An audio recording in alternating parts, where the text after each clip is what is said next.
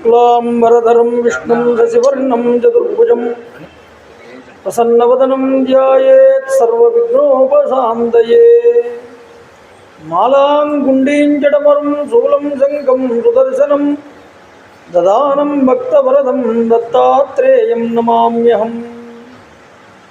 आशाय वस्त्रं करदण्डधारिणं कमण्डलुं पद्मकरेण शङ्खं चक्रं गदाभूषितभूषणाढ्यं श्रीपादराजं शरणं प्रपद्ये।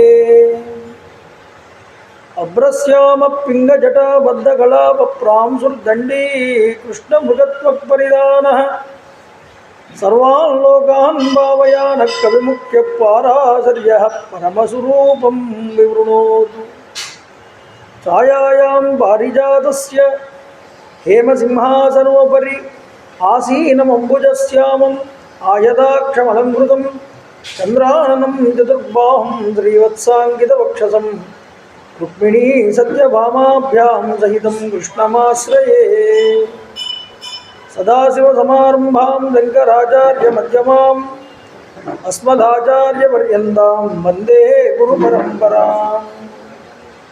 वैदेही सहितं सुरद्रुमतले हैमे महामण्डपे मध्ये पुष्पकमासने मणिमये वीरासने सुस्थितम् अग्रे वाजयति प्रभञ्जनसुते तत्त्वं मुनिभ्यः परं व्याख्यान्तं भरतादिभिः परिवृतं रामं भजे श्यामलं।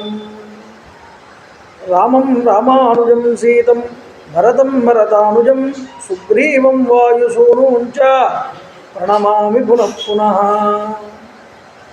विमलपटी कमलकुटी पुस्तकरुद्राक्षसहस्तपुटी कामाक्षी पक्ष्मलाक्षी कलितविपञ्ची विभासि वैरिञ्ची मनोजवं मारुततुल्यवेगं जितेन्द्रियं बुद्धिमतां वरिष्ठं वातात्मजं वानरयूथमुख्यं श्रीरामदूतं शिरसा नमामि।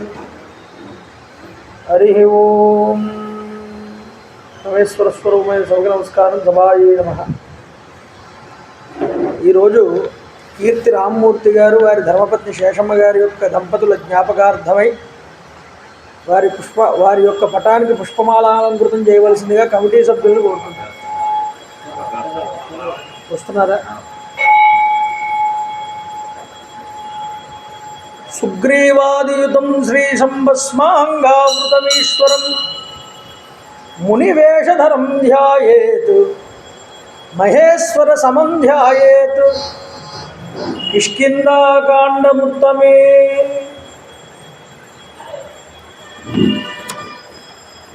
కిష్కింధకాండలో రామచంద్ర ప్రభువుని మహేశ్వరుడిగా చూపిస్తున్నారు.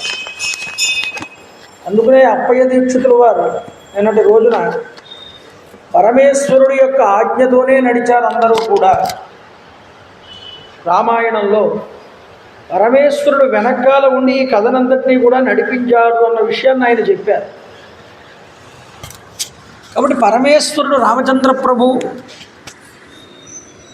ఇక్కడ వేరు కాదు, ఒకళ్ళే. రామావతారం సకల దేవతాత్మకమైనటువంటి అవతారం, బ్రహ్మ విష్ణు శివాత్మకమైనటువంటి అవతారం.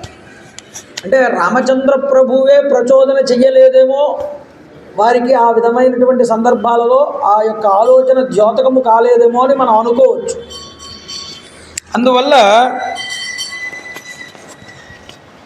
ఇక్కడ చెప్పాలి అంటే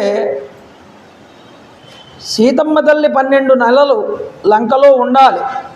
అలా ఉండాలి కాబట్టి ఈ రామ కథ ఇంకా సంవత్సర కాలం పాటు ముందరికి నడవాలి కాబట్టి 14 సంవత్సరాలు అరణ్యవాసం పూర్తవ్వాలి కాబట్టి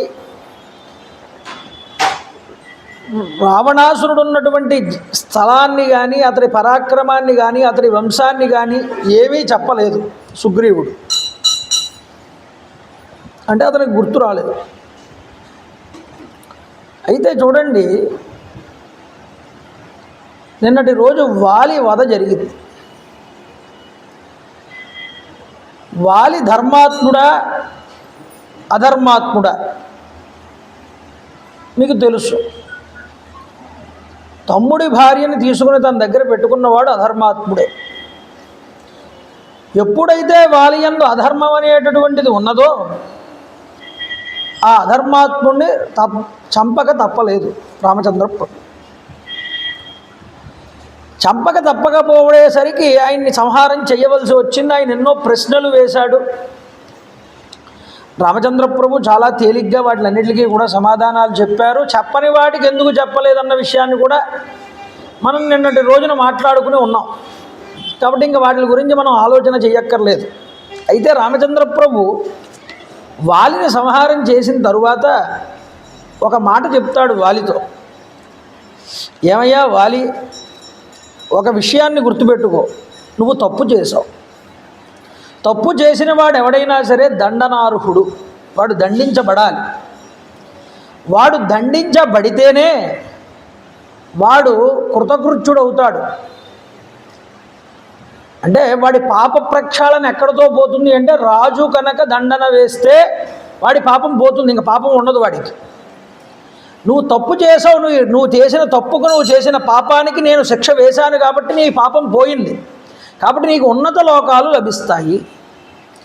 రామచంద్ర ప్రభు చేతిలో చనిపోయాడు అంటే ఇంత తప్పు చేసిన వాడు దండనార్హుడు అవ్వాలి కాబట్టి ఆయన సంహారం చేశారు.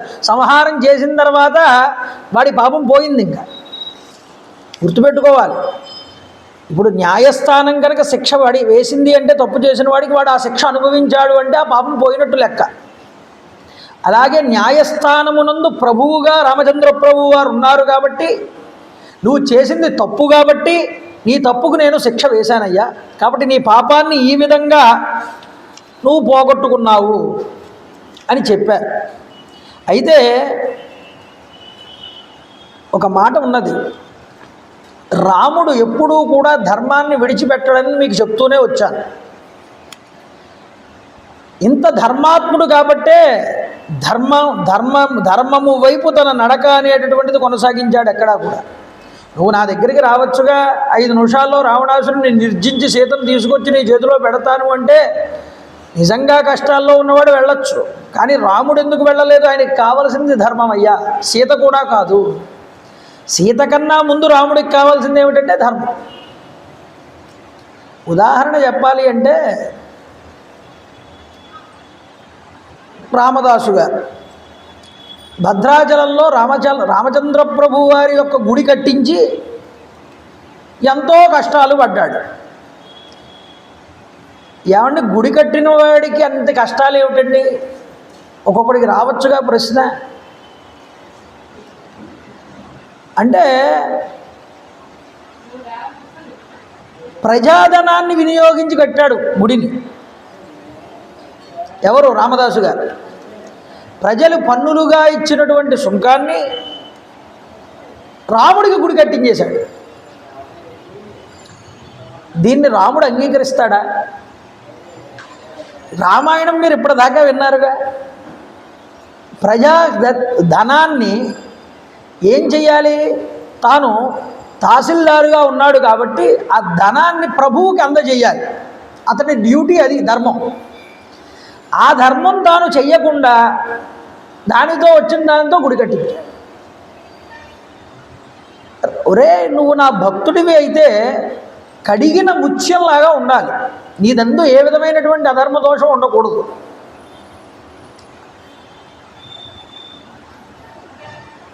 ప్రజాధనాన్ని దుర్వినియోగం చేస్తూ గుడి కట్టించేశాడు కాబట్టి, అంటే గుడి కట్టడం దుర్వినియోగం ఎలా అవుతుందండి అని మీరు అనకండి. అక్కడ ధర్మాన్ని తప్పాడు. ఎవరు? రామదాసు. తన జోబులో డబ్బు కాదుగా కట్టించింది, ప్రజాధనం. గుడి కట్టించాడు. రాముడు దానికి అంగీకరించాడు. నిజానికి రామదాసుకు భక్తి ఉన్నది. నీకు నా మీద భక్తి ఉంది కాబట్టి నేను కావాలంటే నీకు మోక్షం ఇస్తాను, భక్తి ఉంది కాబట్టి, అది పక్కన పెట్టు. ఇక్కడ ప్రజాధనం దుర్వినియోగం చేశావు కాబట్టి 12 ఏళ్ళు కారాగారంలో ఉండి శిక్షలన్నీ అనుభవించాడు. అయితే రామదాసు చిన్నతనంలో పంజరంలో ఈ యొక్క చిలకను పెట్టి బంధించాడు కదండి, అందుకోసం కదా ఈ శిక్ష. కర్మ కూడా చూడాలి. కర్మ ఉంది కాబట్టే 12 ఏళ్ళు జైల్లో ఉన్నాడు. ఈ దెబ్బలు ఎందుకు తిన్నాడు అని, మరి దెబ్బలు తినడానికి ఒక కారణం ఉండాలిగా. ప్రజాధనాన్ని ఎలా తాను వినియోగించాలో అలా ప్రభువుకి చేర్చకుండా గుడి కట్టించినందుకు గాను రాముడు దాన్ని అంగీకరించడు. కాబట్టి నా భక్తుల యందు కూడా ధర్మదోషం దొరలకూడదని దానికి తగ్గ శిక్షను అనుభవింపజేశాడు. అనుభవింప చేసిన తరువాత ప్రాయశ్చిత్తం అయ్యింది, ఇప్పుడు మా వాణ్ణి నేను ఉద్ధరిస్తాను. అంటే రాముడు భక్తుణ్ణి అని చెప్పుకున్నవాడు ఎంత ఖచ్చితంగా ఉంటే ఆయన అనుగ్రహిస్తాడన్నది మనం గుర్తుపెట్టుకోవాలి. ఒక కథ విన్నాము అంటే వాలి తప్పు చేశాడంటే వాడికి అర్హత ఏమిటి? తమ్ముడు యొక్క భార్యను తీసుకొచ్చి దగ్గర పెట్టుకోవడం వల్ల వాడు చేసినటువంటి పాపం. ఆ పాపానికి శిక్ష ఏమిటన్నారు? శిక్ష ఏమిటయ్యా? అయోధ్యాన మండలీకంలో ఉన్నటువంటి ధర్మశాసనం ప్రకారం ఈ తప్పు చేసిన వాడు పరధారా సంగమాన్ని పొందినటువంటి వాడు, వధూ సంగమ దోషం వచ్చినటువంటి వాడు ఖచ్చితంగా వదార్హుడే అన్నారు రామచంద్ర ప్రభు నిన్న. కాబట్టి అది నువ్వు అనుభవించాలి, నువ్వు వధించబడాలి, అప్పుడు నువ్వు శిక్ష అనుభవించినట్టు, నీ పాపానికి ప్రాయశ్చిత్తం అప్పుడు పోతుంది. అందువల్ల తర్వాత మోక్షం ఇచ్చారు, అది వేరే విషయం. కాబట్టి గుర్తుపెట్టుకోండి, మనం ఎంత భక్తులమైనా ధర్మాన్ని తప్పితే రాముడు మనం భక్తులమైనా శిక్ష వేసి దానికి అప్పుడు మోక్షం ఇస్తాడు, అప్పుడు అనుగ్రహిస్తాడు. కాబట్టి రాముడి ద్వారా మనం చూసి నేర్చుకోవాల్సింది ఏమిటంటే, రామభక్తుణ్ణి అని నేను ముందు చెప్పుకుంటున్నాను అంటే రాముడి యందు నేను ఇంత ధర్మంగా రాముడు ఎలా చెప్పాడో అలా నడుచుకోగలుగుతున్నాను ఆయన్ని చూసి. కనీసం ఆయన గుణాల్లో కొన్ని గుణాలైనా నేను మార్చుకుని నా యొక్క జీవితంలో నేను చేసుకోగలుగుతున్నానా? ఇది చాలా ముఖ్యం. అందువల్ల రాముడయ్యా నువ్వు 1,00,000 తులసి పూజ చేస్తే ఆనందించడు, నువ్వు ఆయన చెప్పినట్టు బ్రతుకితే ఆనందిస్తాడు. అది నేను బ్రతుకుతున్నానా లేదా, ఇది నువ్వు ప్రశ్న చేసుకో. ఈ ప్రశ్న లేనప్పుడు నువ్వు ఎన్ని పూజలు చేసినా దానివల్ల ఎంత ఫలితం ఉంటుందని నేనైతే చెప్పలేను, శాస్త్రాలు ఏమీ చెప్పలేదు అలాగా. కాబట్టి చేసింది ఒక్క పత్రం పుష్పం ఫలం తోయం యోమే భక్త్యా ప్రయచ్చతి. భక్తితో నువ్వు చేస్తే దాన్ని భగవంతుడు స్వీకరిస్తాడు. కానీ నీ యందు అధర్మం కనుక దొర్లితే దానికి శిక్షని కూడా అనుభవింపజేస్తాడు. అది కర్మఫలం అనేటటువంటిది భగవత్ ప్రేరణగా వస్తుంది. కాబట్టి కర్మని తప్పించడం భగవంతుడు కూడా చెయ్యడు అని అర్థం దీనికి, అర్థమవుతుందా? కాబట్టి వాలి కూడా శిక్ష అనుభవించక తప్పలేదండి. కాబట్టి రాముడు నిన్నటి రోజున అదే మాట అన్నాడు, ఎవడైతే తప్పు చేసిన తరువాత సహేతుకంగా, అంటే ఏ విధంగా అయితే రాజశాసనం చెప్పారో అలా వాడు శిక్షించబడితే కనుక వాడి పాపాన్ని పోగొట్టుకున్నట్టే, ఇదే చెప్పారు.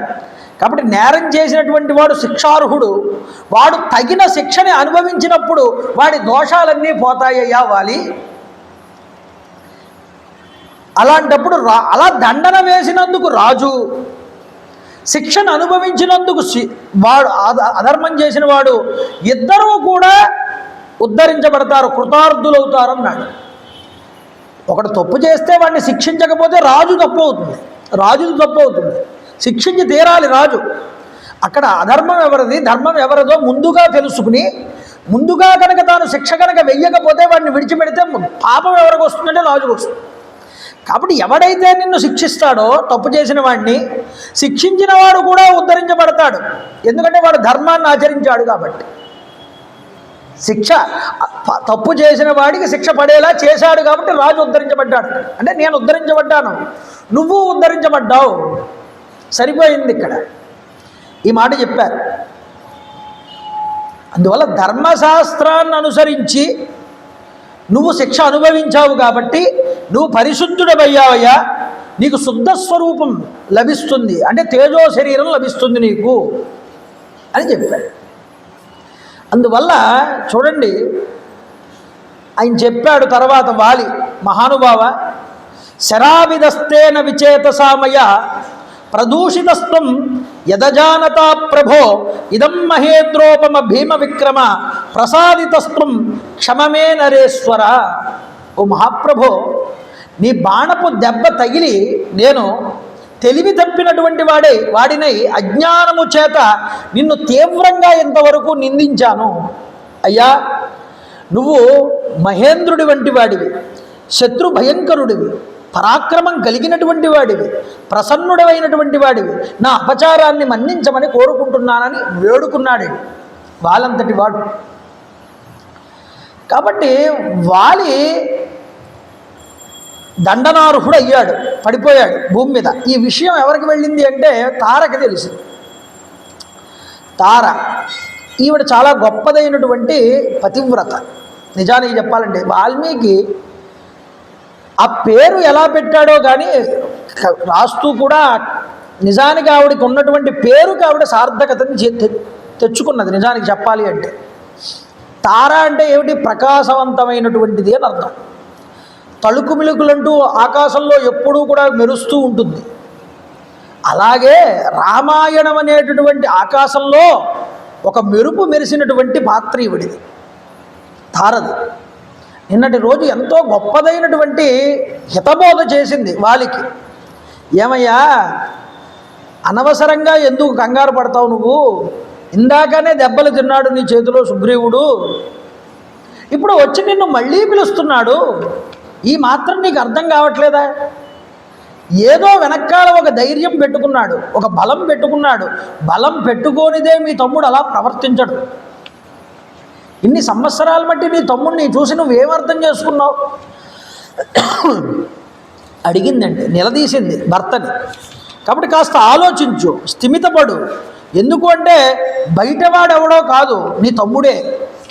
నీ తమ్ముడు నువ్వు చెప్తే కూర్చోబెట్టి మాట్లాడితే వినడా? ఎవడయ్యా? ఒక తండ్రికి ఒక తల్లికి ఒకే రక్తంతో పంచుకున్నటువంటి పిల్లలయ్యా మీరిద్దరు. ఒక చెట్టుకు కాసినటువంటి 2 కాయలైతే, ఒక చెట్టుకు కాసినటువంటి 2 పువ్వులు ఎలా అయితే ఉంటాయో అలా ఉండవలసినటువంటి వాళ్ళు కదా. నీ భావం వేరు, అతని భావం వేరు కాదు కదా. 2 చేతులు శరీరంలో ఉన్నాయంటే ఈ 2 చేతులు కూడా ఈ కుడి చెయ్యి వేరు, ఎడమ చెయ్యి వేరు అని మనం అనుకోం. ఈ చెయ్యి నాదే, ఈ ఎడమ చెయ్యి నాదే అంటే ఈ 2 కూడా చేతులు నేనే అని అనుకునేటటువంటి స్థితిలో మనం ఉంటాం. అలాగే మీ తల్లిదండ్రుల దృష్టిలో కూడా వాళ్ళకి మీరిద్దరూ వేరు కాదు, వాళ్ళ దృష్టిలో మీరిద్దరూ ఎప్పుడూ ఒకటే. మీ ఇద్దరి దృష్టిలో కూడా మీరిద్దరూ ఒక్కటే, కానీ మీరు ఆ విధానంలో ఉండట్లేదు. ఇప్పుడు ఏమయ్యా, కూర్చోబెట్టు, మాట్లాడు. నేను వదిన అతనికి, నాకు బిడ్డతో సమానం ఈ స్థానంలో ఉన్నప్పుడు. నేను చెప్తాను, నేను పోనీ నువ్వు మాట్లాడద్దు, నేను కూర్చోబెట్టి నేను మాట్లాడతాను, నువ్వు పక్కన నిలబడు. ఇంత గొప్పగా మాట్లాడుతుందంటే తార రామాయణంలో. ఒక తల్లి కన్నబిడ్డలైనటువంటి వాళ్ళు ఇలాగ విడిగా ఉండడం అనేటటువంటిది శ్రేయస్కరం కాదు అని చెప్పింది. ఎంత జాగ్రత్తగా ఆలోచిస్తుందంటే, నీకు కానివాడా, నీ సోదరుడేగా. ఒక పెళ్ళి జరిగిందనుకోండి, పెళ్ళిలో 10,000 మంది వచ్చారు పెళ్ళికి ఆహ్వానం పిలిస్తే. 10,000 మంది వచ్చినా సొంత తమ్ముడు కనుక పక్కన లేడనుకోండి, వచ్చిన ప్రతి ఒక్కడు ఏమంటాడు? ఏమయ్యా నీ తమ్ముడు లేడేమిటి అని అడుగుతారు. 1000 మంది వచ్చినా సుఖం ఉండదు. సుఖం ఎప్పుడు ఉంటుందంటే నీకు కావలసిన వాడు నీ తమ్ముడు నీ పక్కన ఉంటే నీకు గౌరవంగా ఉంటుంది, నలుగురు ముందు నువ్వు మాట్లాడగలుగుతావు. కాబట్టి నీ తమ్ముడిని నువ్వు చేరదీయాలి దగ్గరికి. తల తీసేసినట్టు అవ్వదు పక్కన తమ్ముడు లేకపోతే. మీరు బాలకాండ చూడండి, బాలకాండలో జనక మహారాజు గారు వివాహం చేస్తూ ఉంటే సీతాదేవిని ఊర్మిళని ఇస్తున్నామని చెప్పిన తర్వాత, ఏమయ్యా కుశధ్వజుడికి వెంటనే కబురు పెట్టండి, నా తమ్ముడు లేకపోతే నేను ఏ శుభకార్యము చెయ్యను. కాబట్టి కుశధ్వజుడికి కబురు పెట్టించి కుశధ్వజుడిని పిలిపించుకున్నాడు దగ్గరికి. ఎందుకు పిలిపించుకోవడం? తమ్ముడు తన పక్కన ఉంటే ఆ గౌరవం, ఆ స్థితి. తల్లిదండ్రులు అనేటటువంటి వాళ్ళు ఏం ఆశిస్తారు మన దగ్గర నుంచి అంటే?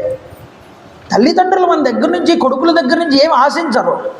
వాళ్ళు ఆశించేది ఏదైనా ఉంది అంటే, రేపు అన్న రోజున శరీరం విడిచిపెట్టేసిన తర్వాత వాడు పెద్ద కుమారుడు ఒక చెయ్యి బటనవేలు ఇలా పెట్టి నీళ్లు విడిచిపెడతాడు కిందకి.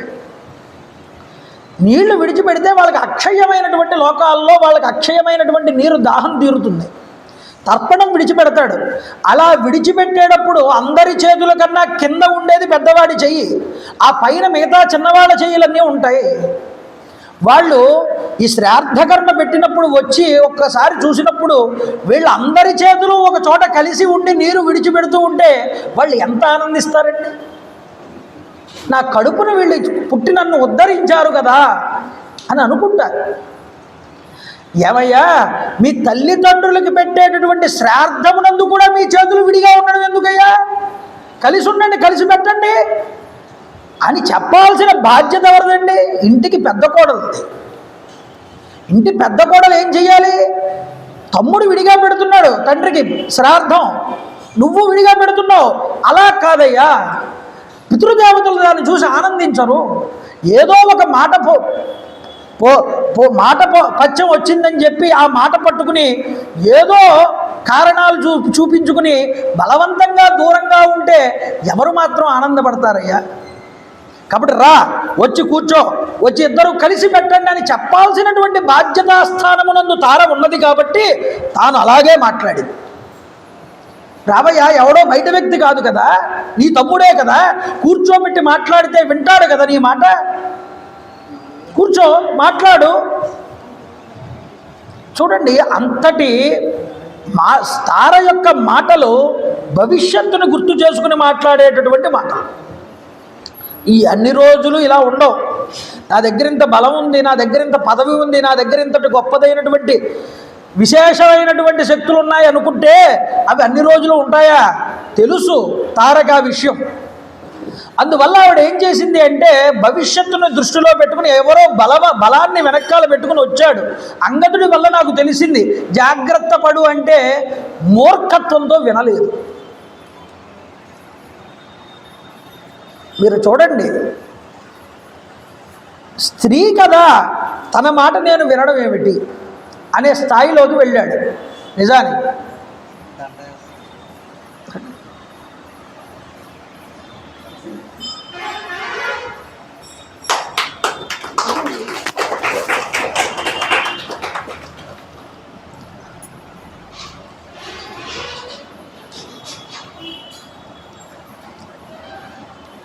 అయితే చూడండి, నేనెందుకు వినాలి అని అనేటటువంటి బేజషంలో ఉండి మాట వినలేదు. ఏమైంది పరిస్థితి? కాబట్టి గుర్తుపెట్టుకోండి, ఎప్పుడూ కూడా తార ఉన్నది ఉన్నట్లుగా మాట్లాడింది. ఇప్పుడు ఈ విషయం తారకి తెలిసింది, పడిపోయాడు వాలి, నేల మీద కుప్పకూలిపోయాడు. పరిగెత్తుకుంటూ వచ్చిందండి. అందరూ పరిగెట్టేస్తున్నారు వానరులు. పరిగెడుతూ ఉంటే వాళ్ళతో అంటోంది, వానరా రాజసింహస్య యస్య యూయం పురస్సరాహ, మహారాజైనటువంటి వాలికి మీరందరూ కూడా అనుచరులు కదయ్యా, మీరందరూ ఈరోజు ఆ స్వామిని విడిచిపెట్టి దిక్కులేని వాళ్ళలాగా ఎందుకు పరిగెడుతున్నారు మీరు అని అడిగితే వెంటనే వాళ్ళందరూ అన్నారు, అమ్మా, మృత్యువు అనేటటువంటి స్వరూపం రామచంద్ర ప్రభువుగా వచ్చి ఈరోజు మీ భర్త అయినటువంటి మా రాజు అయినటువంటి వాలి యొక్క ప్రాణాలని హరించేసిందమ్మా. కాబట్టి వాలి పడిపోయిన వెంటనే మన వానర బలాలన్నీ కూడా చెల్లాచెదురై కిష్కింద వైపుగా పరిగెడుతున్నారు. కిష్కిందా నగర ద్వారాన్ని ముందు మనందరం రక్షించుకోవాలి. మీ కుమారుడైనటువంటి అంగదుడికి పట్టాభిషేకం చేయి ముందు. రాజు లేకపోతే మన బలగాలన్నీ కూడా, మన వాళ్ళందరూ కూడా వేరే దారులు బట్టి వేరే చోట్లకు వెళ్ళిపోతారు, ఇక్కడ ఉండరు. కాబట్టి ముందు రాజ్యాన్ని నిలబెట్టుకోవాలి. రాజ్యాన్ని నిలబెట్టుకోవాలంటే ముందు మనం ఒక రాజుని నిలబెట్టాలి. యువరాజు అయినటువంటి అంగదుడికి పట్టాభిషేకం చేయి, లేకపోతే ఇక్కడ ఎవరు ఉండరు. ఈ మాట వింటే ఆవిడ అన్నది వెంటనే, వానరులారా, మహానుభావుడు, వానరోత్తముడు, మహాత్ముడు నా భర్త. అలాంటి నా భర్త మృతి చెందిన తర్వాత నా పుత్రుడితో నాకు పనే ఉంది, ఇంకా ఈ రాజ్యంతో నాకు పనే ఉంది. రాముడి యొక్క బాణపు దెబ్బకు నా స్వామి నేల మీద పడిపోతే ఇక ఆ మహాత్ముడి యొక్క పాదాలే నాకు గతి, నా భర్త పాదాలే నాకు శరణ్యం, నేను వెళ్ళిపోతున్నానని భూమి మీద పడి ఉన్నటువంటి ఆ వాలిని చూసింది దూరం నుంచి. చూడండి, పరిగెత్తుకుంటూ వచ్చింది. వచ్చి భూమి మీద పడి ఉన్నటువంటి వాలి మీద తాను పడింది. వచ్చి వేడుస్తోంది, బాధపడుతోంది, కౌగిలించుకుంది భర్తని.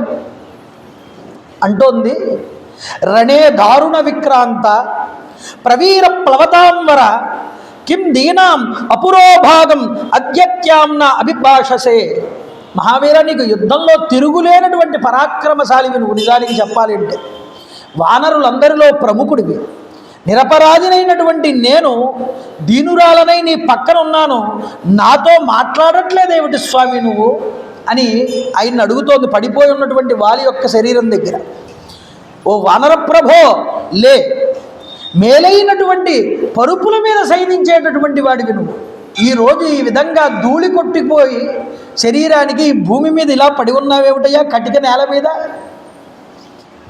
నిజానికి నా మీద కంటే నీకు ఈ భూకాంత మీదే ప్రేమ ఎక్కువగా ఉన్నదేమో. దగ్గరకు వచ్చి నేను బాధపడుతూ ఉంటే నన్ను కౌగిలించుకోకుండా ఇంకా భూమినే కౌగిలించుకుని ఉన్నావు నువ్వు పడిపోయి. ఏవయ్యా వానరేంద్ర, సుగ్రీవుడి భార్యని అపహరించి నీ సోదరుడైనటువంటి సుగ్రీవుణ్ణి కిష్కింద నుంచి వెడలగొట్టావు. దాని ఫలితం అనేటటువంటిది ఇప్పుడు చక్కగా ఫలించి అనుభవపూర్వకం అయిందన్నది. చేసినటువంటి తప్పు ఏదో ఒక రూపంలో కాలం అనేటటువంటిది తీసుకొస్తుంది మన ముందరికి. ఆ ఫలితం అనేటటువంటిది మన కళ్ళ ముందు ఉన్నప్పుడు నువ్వు తప్పించుకోలేవు. ఫలితం రానంత వరకు ఎంత విర్రవీగడమైనా విర్రవీగవచ్చు, కానీ ఆ ఫలితం కళ్ళ ముందుకు వచ్చి నిలబడిన తర్వాత దాని నుండి నువ్వు ఎప్పుడూ కూడా తప్పించుకోలేవయ్యా. చేసిన కర్మ అనేటటువంటిది రాకమానదు, ఇది గుర్తుపెట్టుకోవాలి. కాబట్టి అది ఈరోజు ఫలించింది. నీ తమ్ముడి భార్యను అపహరించి అతన్ని ఎప్పుడైతే వెళ్ళగొట్టావో ఆ పాపం నీ రోజుతో పండిందన్న. కాబట్టి గుర్తుపెట్టుకో, నిజంగా నేను నీ మేలు కోరేటటువంటి దాన్ని, అందువల్లనే నీ శ్రేయస్సు కోరి చాలా మంచి మాటలన్నీ చెప్పాను, వింటావేమోనని.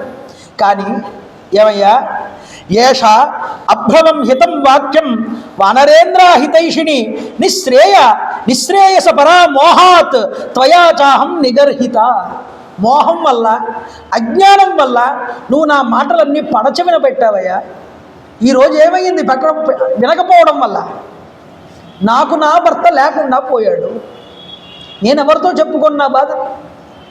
నా మాట విని ఉంటే, నీ తమ్ముడిని నువ్వు పక్కకి తీసి ఉంటే మనకి ఈరోజు ఈ దుస్థితి వచ్చేది కాదు కదయ్యా. లోకమంతా మెచ్చేది మిమ్మల్ని చూసి. ఆహా, ఎంతటి బలశాలుర్రా వీళ్ళిద్దరూ కలిశారు, ముల్లోకాలని కూడా ఏలగలరు వీళ్ళిద్దరూ కలిస్తే. నిజంగా అన్నగారు ఎంత గొప్పవాడో తమ్ముడు కూడా అంతే గొప్పవాడు. నిజంగా వీళ్ళిద్దరూ కలిసి ఉంటే వీళ్ళని ఎవ్వరూ ఓడించలేరు. నిజంగా వీళ్ళిద్దరూ కలిసి ఉంటే చాలామంది కూడా వీళ్ళకి శత్రువులు కూడా వీళ్ళని చూసి భయపడతారు. కానీ వీళ్ళిద్దరూ విడిపోవడం ఏమైందో అంటే వీళ్ళ శత్రువులకి అది లోపు అయ్యింది. ఏమైంది? ఈరోజు వీళ్ళల్లో వీళ్ళకే గొడవలు పెట్టి ఇది వీళ్ళ చావులు వీళ్ళే కొని తెచ్చుకునేలాగా చేసే అంతటి స్థితికి. ఎందుకని? మా అన్నయ్య చచ్చిపోవాలి అని కోరుకున్నాడు సుగ్రీవుడు. వాలి తన భార్యని దగ్గర పెట్టుకుని అవతలకి వెళ్ళగొట్టాడు, చితక్కొట్టాడు. ఒకడిలో మార్పు వచ్చినా వీళ్ళిద్దరిలో ఒకడు తగ్గితే ఎంతో గొప్పదైనటువంటి మార్గంలోకి వెళ్ళేవారు. నిజానికి చెప్పాలంటే అది లేకపోవడం వల్లే కదా ఈరోజు నాకు ఈ పరిస్థితి పట్టింది అని బాధపడుతోంది తారిక్క. ఏమయ్యా, నన్ను నిందించావు, మంచి మాట చెప్తే వీరస్వర్గాన్ని అందుకున్నావు. నిండు యవ్వనం కలిగి విర్రబీగుతున్నటువంటి వారు, కామశాస్త్రమునందు ఆరితేరినటువంటి అప్సరసల యొక్క చిత్తములను దోచివేయడానికి కాబోలు నన్ను విడిచిపెట్టి ఈరోజు స్వర్గానికి వెళ్ళావు నువ్వు అని అనుకుంటోంది. రూపయవ్వన దృప్తానాం దక్షిణానాంచమానధ కాలో నిస్సంశయో నూనం జీవితాంతకరస్తభ. కాలపురుషుడు నీ ప్రాణాల్ని తీయడానికే ఈరోజు ఇక్కడికి రాముడి రూపంలో వచ్చాడు అనడం నిశ్చయం. సుగ్రీవుడు నిన్ను కాలపురుషుడికి లొంగేటట్లుగా చేశాడు ఈరోజు. ఏమిటయ్యా? వైధవ్యం, శోక సంతాపం, కృపణం, కృపణాసతి. ఇక ముందు ఎన్నడూ నేను దుఃఖాన్ని దైన్యాన్ని ఎరగను. ఇప్పుడు వైధవ్యాన్ని పొంది శోక సంతాపానికి లోనై దైన్యంతో దిక్కులేని దానిలాగా జీవించవలసి వస్తున్నది. ఎన్నడూ కూడా నేను ఎప్పుడు ఇంతటి బాధను ఎప్పుడు పొందిన దాన్ని కాదు. నేను ఎప్పుడు సుఖాల్లో పుట్టి పెరిగాను, నువ్వు కూడా నన్ను అలాగే చూసుకున్నావు. కానీ ఇప్పుడు నా పరిస్థితి ఏమిటి? వైదవ్యాన్ని పొందారు. లాలితశ్చాంగదో వీర సుకుమార సుకోచిత కామవస్తం మే పితృవ్యే క్రోధమూర్జితే. నీ కుమారుడయ్యా, మన సంతానం, అల్లారు ముద్దుగా పెంచుకున్నావు నీ కుమారుణ్ణి అంగదుడు. ఈరోజు తండ్రి లేనివాడైపోయాడు. చూడు, నిన్ను చూసి ఏడుస్తున్నాడు. ఈరోజు గారాభంగా పెంచుకున్నావు, అతన్ని సుకుమారంగా పెంచుకున్నావు.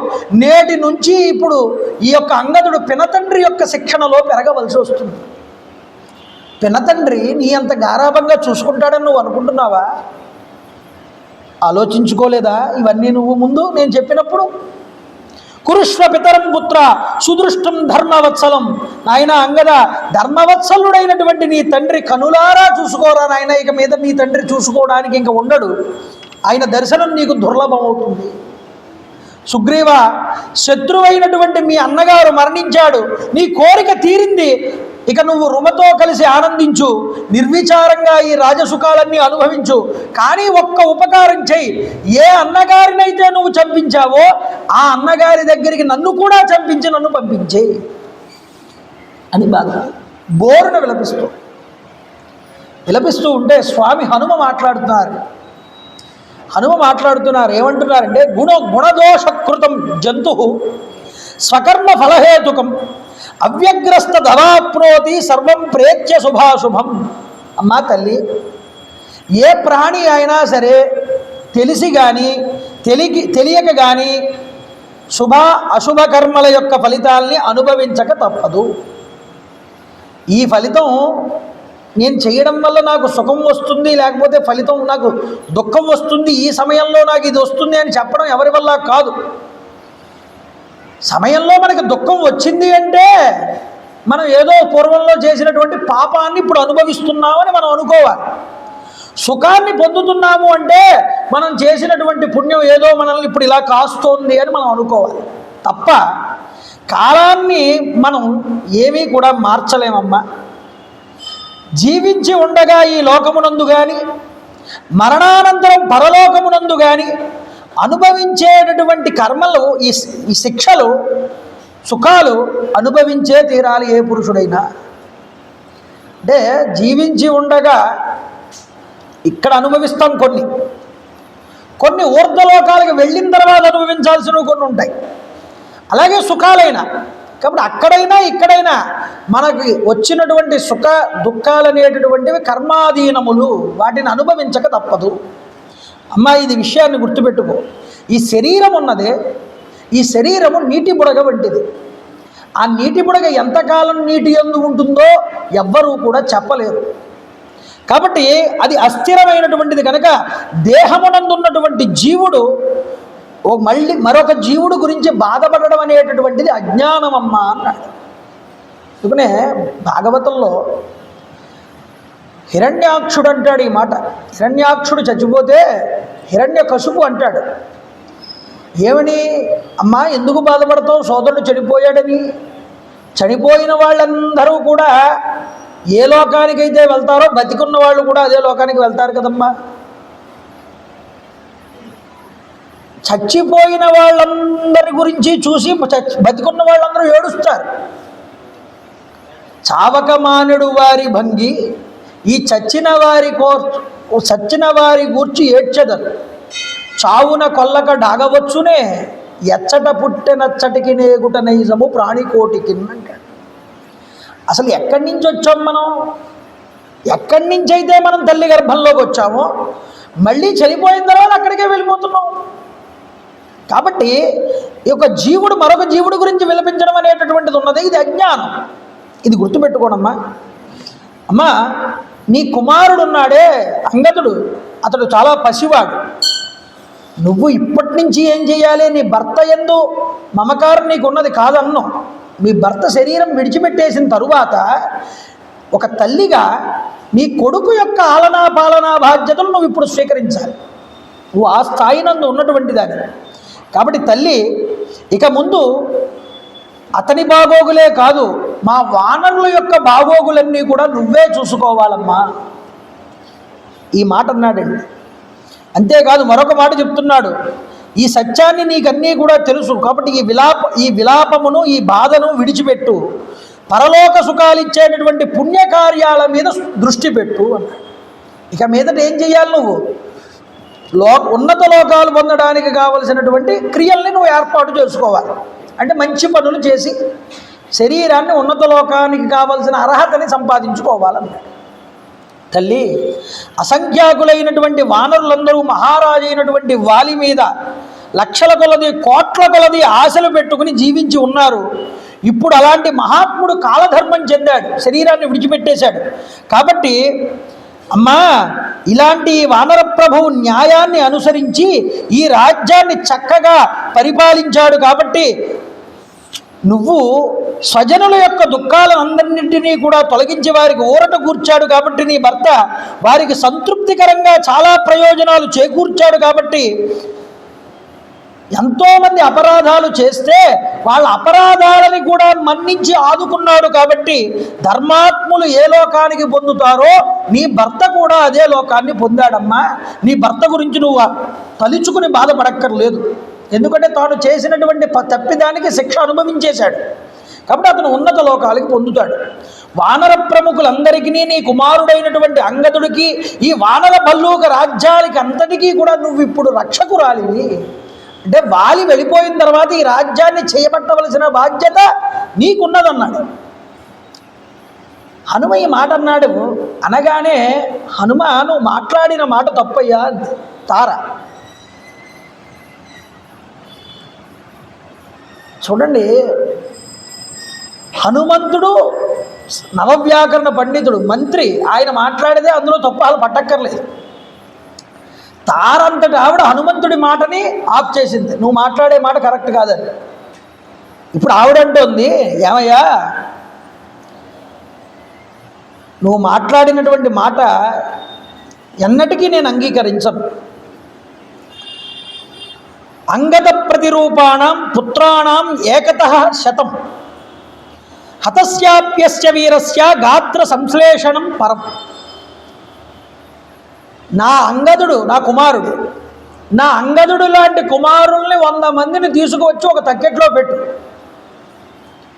నా భర్త యొక్క ఆలింగన సౌభాగ్యంతో నా భర్తతో కలిసి మరణించడం అనేటటువంటి ఒక దాన్ని, ఒక అనుగ్రహాన్ని నాకు అనుగ్రహించి నన్ను ఓ తక్కెట్లో పెట్టు. ఈ రెండింటి యందు కూడా ఈ 100 మంది పుత్రులు ఎవరైతే ఉన్నారో వీళ్ళ సుఖం కన్నా భర్త యందు కౌగిలించుకుని భర్తతో పాటు శరీరాన్ని విడిచిపెట్టి భర్తతో పాటు ఊర్ధ్వలోకాలకి వెళ్ళిపోయేటటువంటి సుఖం ఉన్నదే, ఆ సుఖము పాతివ్రత్య ధర్మమునందు ఉన్నటువంటి స్త్రీకి పరమ శిరోధార్యము. అంతకన్నా సుఖం మరొకటి లేదన్నది. నువ్వు తక్కెట్లో పెట్టుకున్నా అంగదుడి వల్ల నాకు సుఖం లేదు, ఈ రాజ్యం వల్ల నాకు సుఖం లేదు. నా భర్త చనిపోయాడు. నా భర్త చనిపోయిన తర్వాత రాజ్యాధికారం ఎవరిది? అతడి తమ్ముడున్నాడు. ఇప్పుడు అంతా సుగ్రీవుడి చేతుల్లోకి వెళ్ళింది. అది సుగ్రీవుడు తన తదనంతరం అంగదుడికి రాజ్యం ఇస్తాడా ఇవ్వడా అన్న ప్రశ్న కూడా నాకు అనవసరం అన్నది.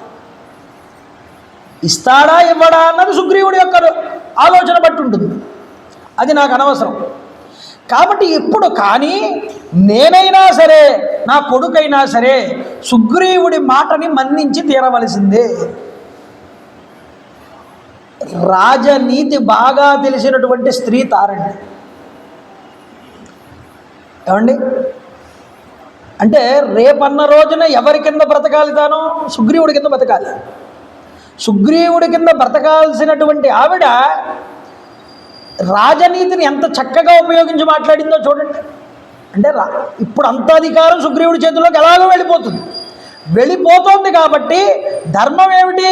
మేమిద్దరము కూడా అతన్ని శాసనానువర్తులమై ఉండాలి. రాముడు కూడా సీతమ్మతో ఇదే మాట చెప్తాడు. ఏమని? నేను లేనని నువ్వు ఎక్కువగా ఆర్భాటాలకి వెళ్ళకు, నేను లేనప్పుడు నువ్వు అందరికన్నా తగ్గి ఉండాలి. అంటే మాండవీ సుతకీర్తుల కన్నా బాగా తగ్గించి నువ్వు ప్రవర్తించాలంటాడు. ఎందుకని రాజు యొక్క అధికారమునందు భరతుడు ఉన్నాడు. భరతుడి కన్నా అధికమైనటువంటి సుఖాలు కోరికలు నీకు తగవు, అలాంటి భోగాలు నువ్వు ఆశించకూడదంటాడు. అంటే భరతుడి యొక్క ఆజ్ఞానివర్తివై నువ్వు నడవాలి. రాముడు చెప్పిన ధర్మం ఇది. అదే ధర్మాన్ని ఇక్కడ తార చెప్తోంది. ఇప్పుడు నా భర్త లేడు కాబట్టి నేను సుగ్రీవుడి యొక్క ఆజ్ఞలో నడుచుకోవాలి నేను. అప్పుడు హనుమ ఈ విషయాన్ని గుర్తుపెట్టుకో, వానర ప్రభు అయినటువంటి వాలి నాకు ప్రాణనాథుడు.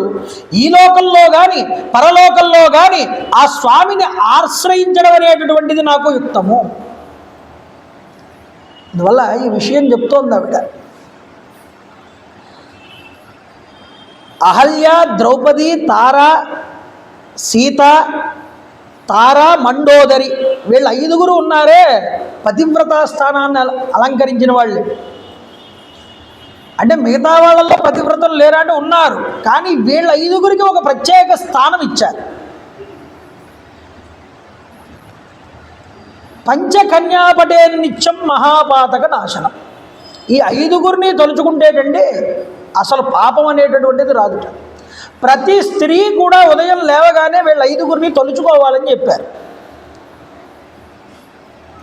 ఎవరు? అహల్య,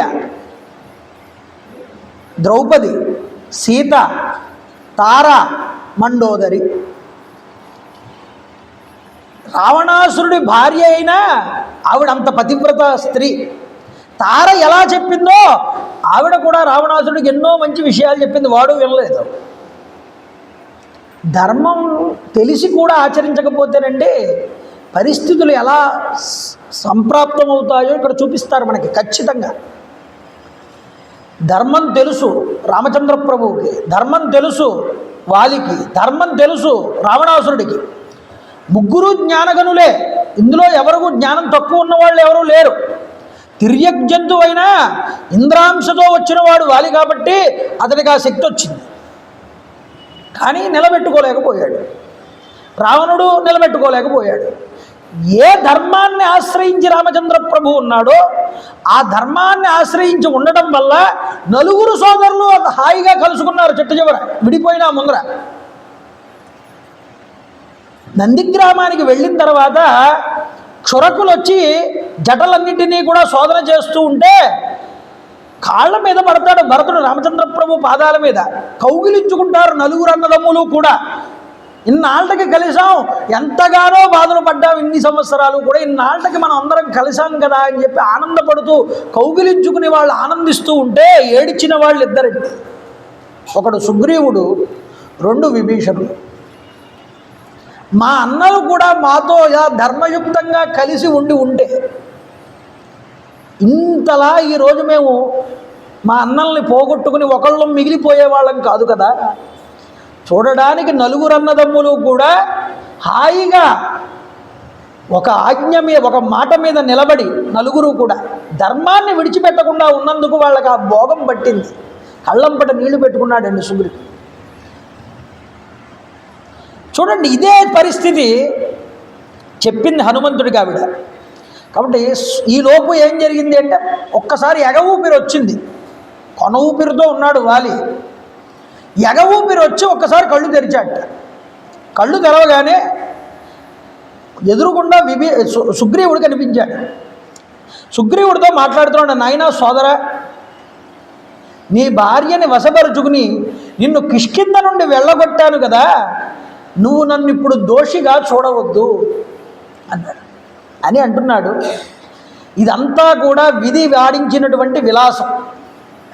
నేను బలగర్వం చేత మనం కలిసిమెలిసి హాయిగా జీవించేటటువంటి అవకాశం ఉన్నా కూడా బలగర్వం చేత అజ్ఞానంతో అలా చేయవలసి వచ్చింది అన్నాడు.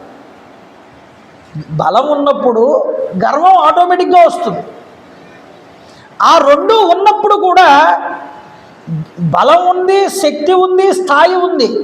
ఈ ఉన్నప్పుడు కూడా ఎవడైతే గర్వాన్ని పొందడో, ధర్మాన్ని విడిచిపెట్టడో వాడు ధీర పురుషుడు. అందుకనే అంత భోగాలు వస్తున్నా భరతుడు తీసుకో రాజ్యం అంతా నీదే అన్నారు ఋషులందరూ, తల్లులు అన్నారు. అయినా సరే నాకు అక్కర్లేదన్నాడు. ఇది మా అన్నగారు, అన్నగారికి ఇవ్వాల్సిన విలువ ఆయన ఇచ్చాడు, తమ్ముడికి ఇవ్వాల్సిన విలువలు రామచంద్ర ప్రభు ఇచ్చాడు.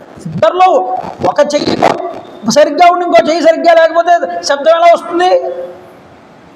రెండింటి వైపు కూడా బాగుండాలి, సమానంగా ఉండాలి. ఏమంటే తండ్రి అన్నగారి యందు తమ్ముడు ఎలా ప్రవర్తిస్తున్నాడో తమ్ముడు యందు కూడా అన్నగారు అలా ప్రవర్తించాలి. అలా ప్రవర్తించకపోతే నిజంగా ఎప్పుడు ఇక్కడ దోషం అక్కడే వచ్చింది. మనకి వాలి కథ, రావణాసురుడి కథలో కూడా ఒకడు బాగున్నా మరొకడు బాగోలేదు. ఇద్దరు బాగున్నప్పుడే ఎప్పుడైనా సరే అక్కడ బాగుంటుంది వాతావరణం. అది అక్కడ చూపిస్తున్నాను. కాబట్టి నాకు అజ్ఞానవశం ఏర్పడింది, గర్వం వచ్చేసింది నాకు బలం ఉండడం వల్ల. ఈ అజ్ఞానం వల్ల నేను నిన్ను దగ్గరికి చేరతీయలేకపోయాను.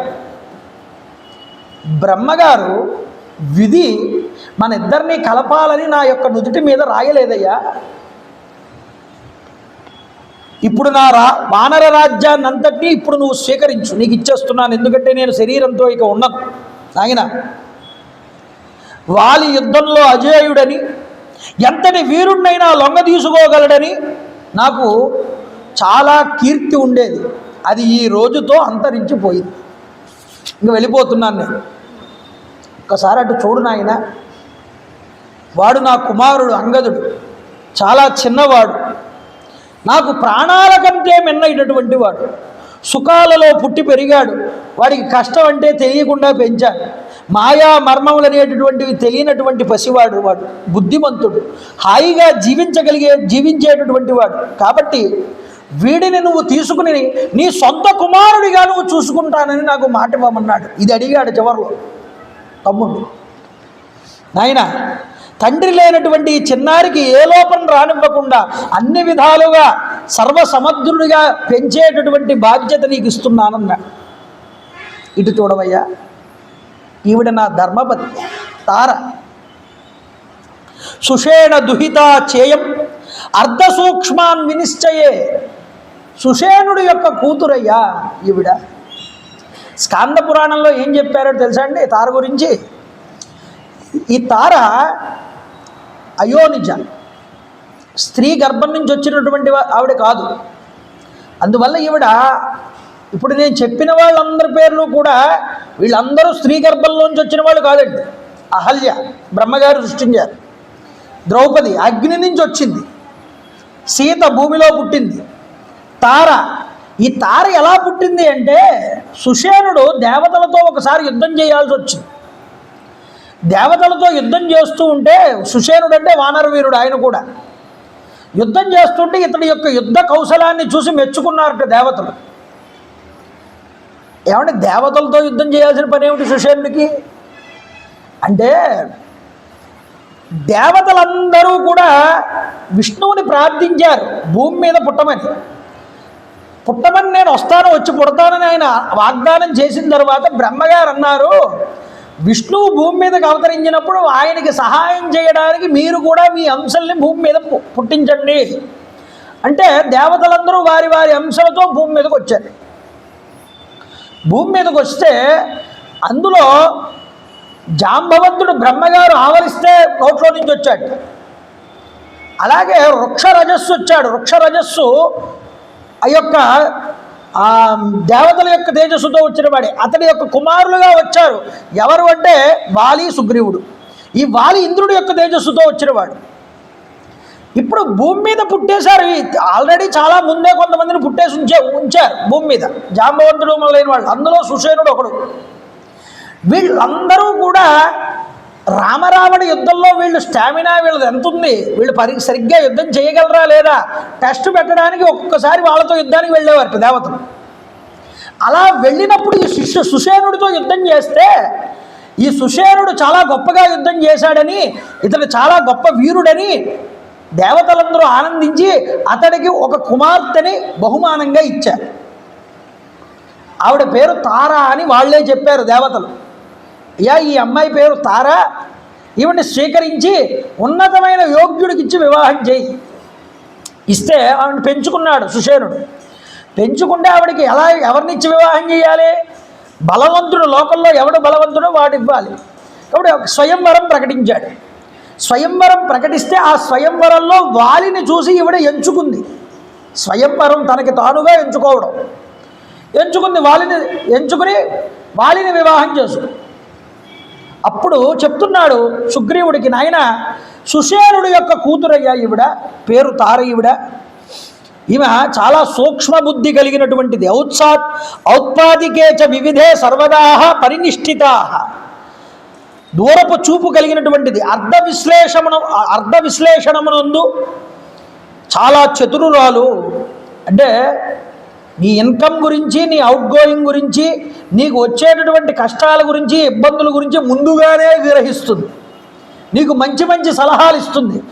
నువ్వు ఇంతటి గొప్పదైనటువంటి వానర సైన్యాన్ని పరిపాలించడానికి కావలసినటువంటి శక్తి సామర్థ్యాలు అందరికీ ఉండేవి కాదు, కానీ నువ్వు సమర్థించగలవు, నాకు తెలుసు ఆ విషయం. కానీ ఇంతటి రాజ్యాన్ని స్వీకరించేటప్పుడు ఇలాంటి తారని కనుక నువ్వు పక్కన ఎట్టుకున్నావా, నీ రాజ్యాన్ని నువ్వు హాయిగా సుపరిపాలన చెయ్యగలవు అని చెప్తున్నాడు ఆ తమ్ముడికి పక్కన కూర్చోబెట్టి. నాయన ఇలా చేయడం మంచిది, ఇలా చేయడం మంచిది కాదు అని కనుక ఆవిడ చెప్తే ఆవిడ చెప్పినట్లుగా నడుచుకో. ఎందుకంటే నేను అలా నడుచుకోలేదు కాబట్టి ఈ స్థితిలో ఉన్నాను. ఒకసారి చెప్పినప్పుడు వినకపోతే తర్వాత పశ్చాత్తాపడితే మాత్రం ప్రయోజనం ఉంటుందండి. దెబ్బ తినేసిన తర్వాత ఎవరో చెప్పారు అవతల వైపుకు వెళ్ళకండి, లోతుగా ఉంది, సుడిగుండాలు ఉన్నాయి, ఇబ్బంది పడతారు. నాకంతా ఈత వచ్చి నేను గజీతగాడిని అని దూకాడు, కనిపించకుండా పోయాడు. పోయిన తర్వాత ఇంక బాధపడే ప్రయోజనం ఉంది. అది ముందే వినుంటే ఇబ్బంది ఉండే పోయేది కదా, కాదు కదా. కాబట్టి నేనైనా వినలేదు, కనీసం నువ్వైనా విని బాగుపడు. కాబట్టి ఆవిడ మాటని తృణప్రాయంగా తీసేయకు, చాలా విలువైనటువంటి మాట ఆవిడ అని చెప్పాడు. ఆవిడ మనసుని కనుక నొప్పించావా శిక్ష మాత్రం తప్పదన్నాడు. కాబట్టి గుర్తుపెట్టుకో. ఇదిగో ఇక రామచంద్ర ప్రభు వారు ఉన్నారు ఇక్కడ. ఆయనకి నువ్వు వాగ్దానం చేసి ఉన్నావని విన్నాను. ఆయన ఏ కార్యాన్ని నీకు విధించినా కటిబద్ధుడవై దానికి పూనికతో పూర్తి చేయి ఆ కార్యాన్ని. అలసత్వం చూపించకు, మిత్రద్రోహివి కాకు. ఒకవేళ అలా అయ్యావు అంటే నేను ఏ మార్గంలో వెళ్ళానో నువ్వు నా వెనకాల రావాల్సి వస్తున్నా. అది కూడా గుర్తుపెట్టుకో, అది కూడా చెప్పాడు. కాబట్టి సుగ్రీవ, ఇదిగో ఈ మెడలో ఉంది చూసావా, ఈ బంగారపు మాల దేవేంద్రుడు ఇచ్చాడు నాకు. ఇది నా మెడలో ఉన్నంత సేపు కూడా ఇది నా ప్రాణాలు బయటికి పోనివ్వట్లేదు. దీని తేజస్సు, నేను శరీరం పోతే దీని తేజస్సు పోతుంది, దీని శక్తి క్షీణిస్తుంది. నేను బ్రతికి ఉండగానే ఈ మాలను నీకు ఇస్తున్నాను, ధరించు, దీని శక్తి నీకు కూడా ఉంటుందని ఆ బంగారపు మాలని తీసి సుగ్రీవుడి మెడలో వేశాడు. దానితో యుద్ధం చేస్తే అవతటి వాళ్ళలో సగం శక్తి ఈయనకు వస్తుందండి. అందువల్ల అది మెడలో వేశాడు. వేసిన తర్వాత అంటున్నాడు పుత్రవాత్సల్యంతో, నాయన నామకరణానంతరం మీ పినతండ్రి యొక్క సుగ్రీవుడు చెప్పినట్లుగా నువ్వు నడుచుకో. దేశకాల పరిస్థితులను అనుసరిస్తూ ముందరకు వెళ్ళు. వివిధ విధానాలన్నీ కూడా చెప్పాట. చెప్పి నిగ్రహం కలిగి రాజుకు ప్రయోజనాన్ని చేకూర్చడానికి ఎప్పుడూ కటిబద్ధుడిపై ఉండు. కొడుక్కు చెప్పాల్సిన విషయాలన్నీ చెప్పాడు. సంతతం ఆయన యొక్క అదుపు ఆజ్ఞల యందు నువ్వు ఉంటూ ఉండు. ఇత్యుక్త్వాద వివృత్తాక్ష శర సంపీడితో భృషం. ఆయన సుగ్రీవ, ఇక్కడ నా ఈ బాణం నాకు గుచ్చుకుని ఉన్నది, ఇది చాలా పీడిస్తున్నది నన్ను. కాబట్టి దీనివల్ల నా కళ్ళు కూడా తిరుగుతున్నాయి. ఇక నేను శరీరాన్ని విడిచిపెట్టేస్తున్నాను. నువ్వు నా కొడుకైనటువంటి అంగదుణ్ణి, తారని జాగ్రత్తగా చూసుకో, రాజ్యాన్ని జాగ్రత్తగా చూసుకో అని చెప్పాడు. చెప్పుకుని ఒక్కసారి తన యొక్క దంతాలు, కోరల్ని ఒక్కసారి బయటికి పెట్టేశాట. బయటికి పెట్టి ప్రాణాలన్నింటినీ నోటి ద్వారా బయటకు వదిలేశాడు. అలా వదిలేస్తే శరీరం బిగుసుకుపోయింది, పడిపోయాడు అలా కింద. వానర ప్రముఖులందరూ కూడా విలపించారు. ఎంత గొప్పవాడురా ఈ వాలి. గోలభుడు అనేటటువంటి ఒక గంధర్వుడు ఒకసారి యుద్ధానికి వస్తే 15 సంవత్సరాల పాటు యుద్ధం చేశాడు అతనితో ఈ వాలి. 1 కాదు 2 కాదు, 15 వర్షే అంటాడు వాల్మీకి. 15 సంవత్సరాలు ఆపకుండా యుద్ధం చేసి వాణ్ణి సంహారం చేసి మన వానర సైన్యాన్నంతటినీ, మన వానర రాజ్యాన్నంతటినీ కాపాడినటువంటి వాడు. కథలు కథలుగా వాలి యొక్క విశేషాలు చెప్పుకున్నారండి. మన గురించి భూలోకంలో చెప్పుకున్నంత వరకు ప్రజలు మనకి అక్షయ్యమైన లోకాలు వస్తాయండి, ఊర్ధ్వలోకాలు. అయితే ఈ యొక్క వాలి యొక్క వధ అయిపోయిన తర్వాత మనకు ఒక సందేహం కలగాలి. అయ్యా, అసలు ఈ వాలి యొక్క అవతారం వల్ల రాముడికి ప్రయోజనం ఏమిటి? రామాయణం అసలు ఈ వాలి పాత్ర వల్ల రామాయణంలో ఉన్నటువంటి ఈ వాలి పాత్ర ప్రయోజనం ఏమిటి? దీనివల్ల రాముడికి ఏమైనా ఉపయోగం ఉందా? అసలు ఈ వాలి పాత్ర ఎందుకు వచ్చింది? అసలు మనకి దేవతలందరూ కూడా వారి వారి అంశంలో పుట్టించారు, ఒక్కొక్కరిని ఏదో ఉపయోగం లేకుండా పుట్టించరుగా. అంటే వాలి అవతార వైశిష్ట్యం ఏమిటి అంటే ముఖ్యంగా ఎప్పుడైనా సరే రాక్షసుల వ్యూహాలు రాక్షసులకు ఉంటాయి, దేవతల వ్యూహాలు దేవతలకు ఉంటాయి. మహాభారతంలో భీష్ముడు, కర్ణుడు, ద్రోణుడు వీళ్ళందరూ దేవతా అంశలండి. ద్రోణుడు బృహస్పతి యొక్క అంశ, భీష్ముడు వసువు యొక్క అంశ, కర్ణుడు సూర్యభగవానుడు యొక్క అంశ. కానీ వీళ్ళ ముగ్గురు ఎక్స్పార్టీలో కూర్చున్నారు వీళ్ళు రాక్షసుల దాంట్లో. ఆశ్చర్యం ఏమిటంటే రాక్షసులకందరికీ అధినాయకుడైనటువంటి దుర్యోధనుడు గాడు వీళ్ళ ముగ్గురినే నమ్ముకున్నాడు, ఆశలన్నీ వీళ్ళ ముగ్గురి మీదే పెట్టుకున్నాడు. అంటే అంత చొరవ చూపించారు. చూపించి నా వైపు వీళ్ళు ఉన్నారు కదా, ఇక నాకు ఇబ్బంది లేదనే స్థాయికి తీసుకొచ్చారు. ఏముందండి, అవతల వాళ్ళు అపోజిషన్లో విషయాలు మనకి తెలియాలంటే మన వాళ్ళని కొంతమంది అందులో పంపించేస్తే సరిపోతుంది. ఆ సమయం వచ్చేటప్పటికి మీటింగ్ అన్నీ చేసి అన్నీ ఏర్పాట్లు అయిపోయి ఇక లాస్ట్ ఫలితాలు వచ్చే టైంలో వీళ్ళు అవసరం ఉంటుంది. ఆ టైంలో గైర్హాజరు అయిపోతే సరిపోతుంది, ఇంక అక్కర్లేదు. అక్కడితో అదే రాజకీయం. ఇక్కడ ఏమైందంటే అవతల దాంట్లో ఉండి ఏం చేశారు, ద్రోణుడు ఏం చేశాడు, రాక్షసాంశతో వచ్చినటువంటి ఏకలవ్యుడు బొటను వేలు అడిగాడు. వీడు రాక్షసాంశ, వీడిని ఇప్పుడే కంట్రోల్ చేయకపోతే తర్వాత చాలా ప్రమాదం అని వాడి బొటను వేలు తీసేసుకున్నాడు. కర్ణుడు గారు ఏం చేశాడు, అసలు ద్రౌపది విషయంలో తీసుకొచ్చి యుద్ధానికి ప్రేరణ కల్పించిన వాడే కర్ణుడు. అంత యుద్ధం ఏర్పాటు చేసిన తర్వాత ద్రోణుడు భీష్ముడు యుద్ధం చేసేంత వరకు నేను రాను యుద్ధంలోకి అన్నాడు. సరిపోయిందా లేదా? అన్ని ఆశలు ఎవడి మీద పెట్టుకున్నాడు, వాడు యుద్ధంలో రాలేదు 10వ రోజు దాకా. ఇక భీష్ముడు నా చావు మీకు చెప్పేస్తాను రా అబ్బాయి, మీరు అలా చేయండి అని అవతల వాళ్ళకి హింట్ ఇచ్చేశాడు. అంటే ఇన్ని రకాలుగా వాళ్ళల్లోనే ఉండి వాళ్ళకే దెబ్బ వేశారు వీళ్ళు. అంటే దేవతల వ్యూహం అది, రాక్షసుల వ్యూహం వేరు. ఇక్కడ కూడా ఏమైందంటే రామచంద్ర ప్రభు రాక్షస సంహారం చేస్తున్నాడు వచ్చి దండకారణ్యంలో. ఎంతోమంది రాక్షసుల సంహారం ఎంతని రామచంద్ర ప్రభువే చేస్తారని ఇంద్రాంశతో వచ్చినటువంటి వాలి రామచంద్ర ప్రభు అవతారానికి కాస్త హెల్ప్గా వచ్చాటండి. ఎందుకని మాయావి, దుందుభి, గోలబుడు మొదలైనటువంటి రాక్షసులు అందరినీ కొంతమందిని ఇతరే చంపాడు, రాముడి దాకా వెళ్ళక్కర్లేకుండా. ఆ శ్రమ ఇంకా రాముడికి కలగనివ్వకుండా ఇతడు చంపాల్సి వచ్చింది. ఆ బాధ్యత తీసుకున్నాడు వాలి. అంతేనా? ఈలోపు రాముడు వచ్చి రావణాసురుడిని చంపేంత వరకు 4 దెబ్బలు రావణాసురుడిని వేసి వాడిని క్రమశిక్షణలో ఉంచాడు. వాడి అధికమైనటువంటి చేష్టాలు పెరగకుండా కంట్రోల్లో పెట్టాడు వాడిని. ఏమండి, ఇంత చేశాడు వాలి. అసలు అదంతా పక్కన పెడితే వాలి ఇలా ప్రవర్తించకపోతే సుగ్రీవుడు అనేటటువంటి ఒక ఆయన వెళ్ళి రాముడిని శరణు వేడేవాడా? సుగ్రీవుడి యొక్క వెళ్ళి శరణు వేడి కోరుకున్నాడు కాబట్టే వానరులందరూ కదిలి రావడానికి వీలయ్యింది. కాబట్టి ఇంతటి కార్యకలాపం అంతా నడవాలి అంటే అక్కడ వాలి పాత్ర చాలా ముఖ్యం. అందువల్ల వాలి పాత్ర రామావతారానికి అంత గొప్పగా ఉపయోగపడింది. కాబట్టి ఇక్కడ చూడండి,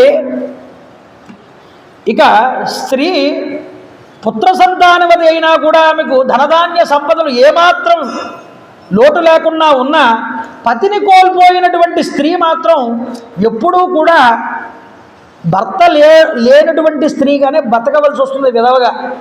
అందువల్ల ఎన్ని ఉన్నా సకల ఆభరణం ఏమిటి అంటే స్త్రీకి భర్తే అని బాధపడిందండి ఈ యొక్క తార. వాలి యొక్క శరీరం మీద ఇలా కౌగిలించుకుంటూ ఉంటే వాలి హృదయంలో గుచ్చుకున్న రామబాణం అడ్డొస్తోంది ఆవిడికి. నిన్ను పూర్తిగా కౌగిలించుకోవడానికి కూడా వీలు లేకుండా ఈ బాణం నాకు అడ్డొస్తోంది అయ్యా ఓ వాలి అని ఏడుస్తూ ఉంటే అక్కడే ఉన్నాడు గొప్పవాడైనటువంటి గవాక్షుడు అనేటటువంటి వాడు వెళ్ళి ఏం చేశాడంటే ఆ వాలి హృదయానికి గుచ్చుకుని ఉన్నటువంటి ఆ బాణాన్ని గట్టిగా లాగాట. లాగగానే రక్తం దారాల కింద బయటకు వచ్చింది. లబోదిబోమంటూ పట్టుకుని ఏడ్చింది. అంగదా, నీ తండ్రి యొక్క ఘోరమైన అవసాన దశను చూడవయ్యా. ఇతడు చేసిన కర్మల యొక్క ఫలితాన్ని ఒక్కసారి అనుభవిస్తున్నాడు ఇక్కడ. వాలి సుగ్రీవుల మధ్య ఏర్పడిన వైరం నేటితో ముగిసిపోయింది అని చెప్పింది. ఒక్కసారి మీ తండ్రి గారికి నమస్కారం చేయమంది. అంగదుడు కాళ్ళకి నమస్కారం చేశాడు తండ్రి గారి శవానికి.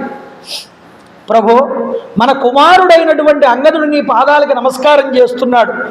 అలాంటి వాడు అతన్ని ఎప్పుడు నువ్వు కాళ్ళకి నమస్కారం చేస్తే దీర్ఘాయుష్మాన్ భవ పుత్రేతి కిమర్థం నాభిభాషసే, దీర్ఘాయుష్మాన్ భవాన్ని నువ్వు కీర్తిస్తావు, ఆయన్ని ఆశీర్వదిస్తావు కదా. ఈ రోజు నువ్వు ఎందుకు ఆశీర్వదించట్లేదు నీ కుమారుణ్ణి? ఆశీర్వదించవయ్యా కళ్ళు తెరిచి. బాధపడింది. దేవతలకి ప్రభు అయిన దేవేంద్రుడు కూడా యుద్ధంలో నీ ముందు నిలబడలేడే. నిలబడలేక నీకు బహూకరించిన బంగారపు హారం నిరంతరం నీ కంఠంలో మెరుస్తూ శోభాయమానంగా ఉండేది, అది ఇప్పుడు నీ కంఠంలో కనిపించట్లేదేమిటి స్వామి? హితంతో నీకు మంచి కోరేటటువంటి విధంగా నీకు మంచి మాటలు చెప్తే నీ చెవికి ఎక్కలేదు. రణరంగంలో ఈరోజు పడిపోయి ఇలా నిద్రిస్తున్నావు, నన్ను విడిచిపెట్టి వెళ్ళిపోయావన్నది. ఇలా బాధపడుతున్న తారని చూసి సుగ్రీవుడు చలించిపోయాటే. చూడండి, అప్పటిదాకా పాపం అన్నయ్య ఎప్పుడు చచ్చిపోతే బాగుంటుందా అనుకున్నవాడు అన్నయ్య శరీరాన్ని విడిచిపెట్టి పడిపోయిన తర్వాత బాధపడుతున్న తారని అన్నయ్య మృతదేహాన్ని చూడగానే సుగ్రీవుడికి కూడా ఎనలేనటువంటి పశ్చాత్తాపం, బాధ కలగగానే ఆయన అంటున్నాడు కన్నీరు మున్నీరుగా ఏడుస్తూ చిన్నపోయినటువంటి ముఖంతో రామచంద్ర ప్రభువు వైపు తిరిగి అంటున్నాడు, యథా ప్రతిజ్ఞాతమిధం నరేంద్ర కృతం త్వయా దృష్ట ఫలంచ కర్మ మమాద్య భోగేషు నరేంద్రపుత్ర. ప్రభో, నువ్వు చేసినటువంటి ప్రతిజ్ఞని నువ్వు నిలబెట్టుకున్నావు రామచంద్ర. రాజ్య ఫలం కూడా నాకు దక్కింది, కానీ ఇప్పుడు నాకు ఈ రాజ్య భోగాల మీద మనస్సే పోవట్లేదయ్యా. జీవితం మీద కూడా నాకు విరక్తి కలుగుతోందన్నాడు. ఎందుకుట? మా వదిన గుండె పగిలేలాగా ఏడుస్తోంది అక్కడ నా అన్నగారి యొక్క శవాన్ని పట్టుకుని. పురజనులందరూ కూడా దుఃఖిస్తున్నారు, గొగ్గోలు పెడుతున్నారు మా అన్నగారు చనిపోయారని. ఇక నేను బ్రతకాలా చచ్చిపోవాలా అని సంశయంలో ఉన్నాడు కొడుకైనటువంటి అంగదుడు. ఈ స్థితిలో నా మనసు రాజ్యాధికారం వైపుకు వెళ్ళమంటే ఎలా వెళుతుందయ్యా రామ? మా అన్న వాలి నిజానికి మహానుభావుడు. మా అన్నగారు కర్తవ్య అకర్తవ్యాలనేటటువంటివి బాగా తెలిసినటువంటి వాడు. నాతో యుద్ధం చేసేటటువంటి సమయంలో మా అన్నగారు నాతో ఒక మాట అంటూ ఉండేవాడు, ఒరే తమ్ముడా, నిన్ను నేను చంపదలుచుకోలేదు కాబట్టి స్వేచ్ఛగా ఎక్కడికైనా పారిపో, నా ముందు నిలబడకు అని హెచ్చరించేవాడయ్యా. హెచ్చరించేవాడు కానీ నన్ను ఎప్పుడూ చంపేవాడు కాదు. విడిచిపెట్టేసేవాడు దెబ్బలు కొట్టి. అమ్మా అని నేను అరిస్తే వాడిని చంపడం ఇష్టం లేక నన్ను చంపడం ఇష్టం లేక పోరా వదిలేశాననేవాడు. కానీ దుర్మార్గుడు ఎవడో తెలుసా స్వామి? నేనే దుర్మార్గుడు. మా అన్నయ్య చచ్చిపోవాలని కోరుకున్నటువంటి వాడు. మా అన్నయ్యని చేజేతులా నేను చంపించుకున్నటువంటి వాడు. అంటే అన్నగారు పోయిన తర్వాత కానీ ఆ యొక్క దానిలోకి ఆ స్థితిలోకి అతను రాలేకపోయాడు. అయిపోయిన తర్వాత ఇంకెవరు మాత్రం ఏం చేయగలరు? అదేదో ముందు పుట్టి ఉంటే నిజానికి కలిసి ఉండేవారు హాయిగా. తార చెప్పినట్లు కనీసం ఆ యొక్క వాలి విని ఉన్నా కలిసి ఉండేవారు.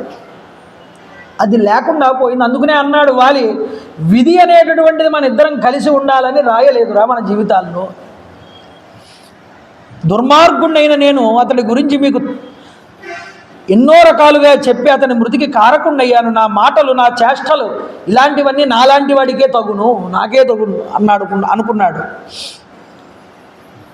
అన్నని చంపడం వల్ల కలిగేటటువంటి ఈ దుఃఖం చాలా గొప్ప ప్రబలమైనటువంటిది. లేక సోదరుణ్ణి చంపడం ద్వారా లభించేటటువంటి రాజ్య సుఖాలు ప్రబలమైనవా అని ఆలోచించుకుంటున్నప్పుడు అన్నగారిని చంపినటువంటి దుఃఖం నన్ను పీడిస్తోందయ్యా, ఈ రాజ్య సుఖాలు పొందడం కన్నా. రామ, వాలి యొక్క పేరు ప్రతిష్టలు దెబ్బతినరాదని తలంచి నన్ను చంపవలేనటువంటి తలంపును తన మనస్సుకే ఎప్పుడూ కూడా రానియలేదు. సోదరుణ్ణి చంపినవాడు అవుతాడు వీడు అని అందరూ తిడతారని నన్ను ఎప్పుడూ చంపలేదు. కానీ నా దుర్బుద్ధి చూడు, రాజ్యం కోసం అతడికి ప్రాణహానిని కలిగించాను. నేను ఘోరమైనటువంటి అపరాధం చేశాను. నిజానికి వాలి నన్ను ఒక చెట్టు కొమ్మతో ఒకసారి గట్టిగా కొట్టాడు. మొదటిసారి నేను యుద్ధానికి వెళ్ళినప్పుడు నేను గట్టిగా అరిచాను. అరిస్తే అప్పుడు నన్ను ఓదార్చి మరలా నాతో ఇంకా ఎప్పుడు యుద్ధానికి తలపడకు అని నన్ను తిట్టి పంపించేశాడయ్యా. నిజానికి నేను మళ్ళీ రెండోసారి వెళ్ళి అతన్ని చాపు చూశాను. త్వష్ట ప్రజాపతి యజ్ఞం చేస్తూ ఉంటే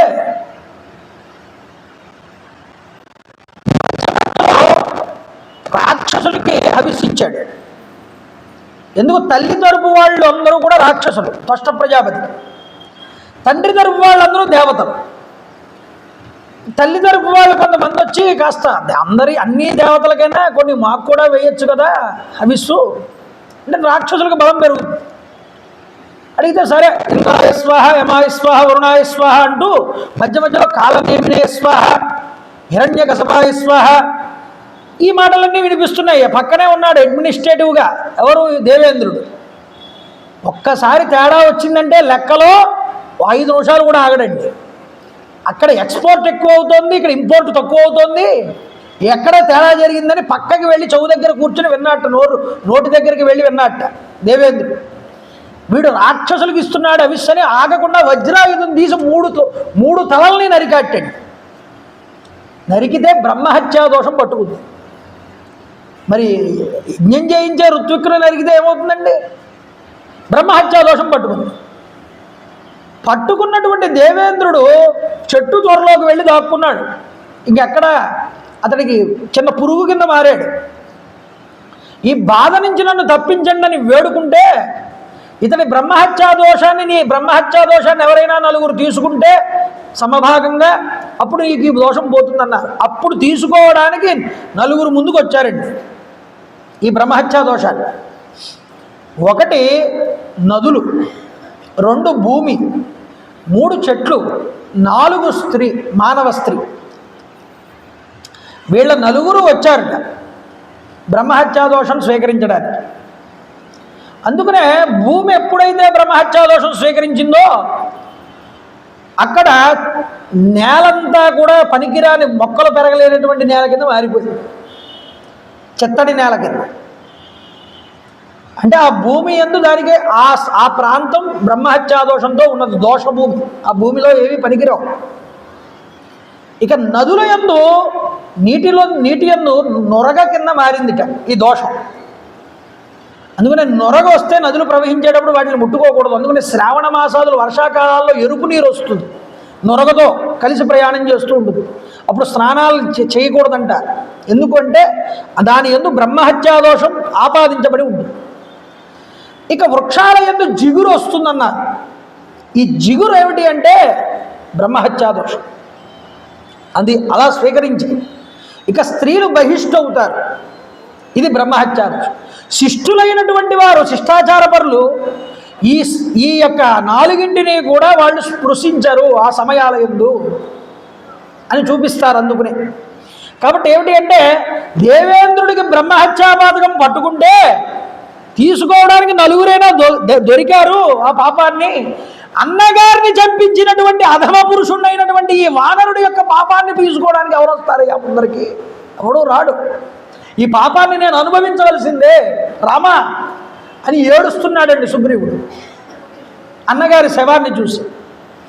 రామ, నేను ఇలాంటి పాపకృత్యాన్ని చేసి అధర్మానికి పాల్పడ్డాను, ఇది వంశాన్నే నశింపజేసేటటువంటి పాపము. ఈ విధంగా నేను ప్రజా గౌరవాన్ని పొందడానికి అనర్హుణ్ణి అని ఏడిచాట.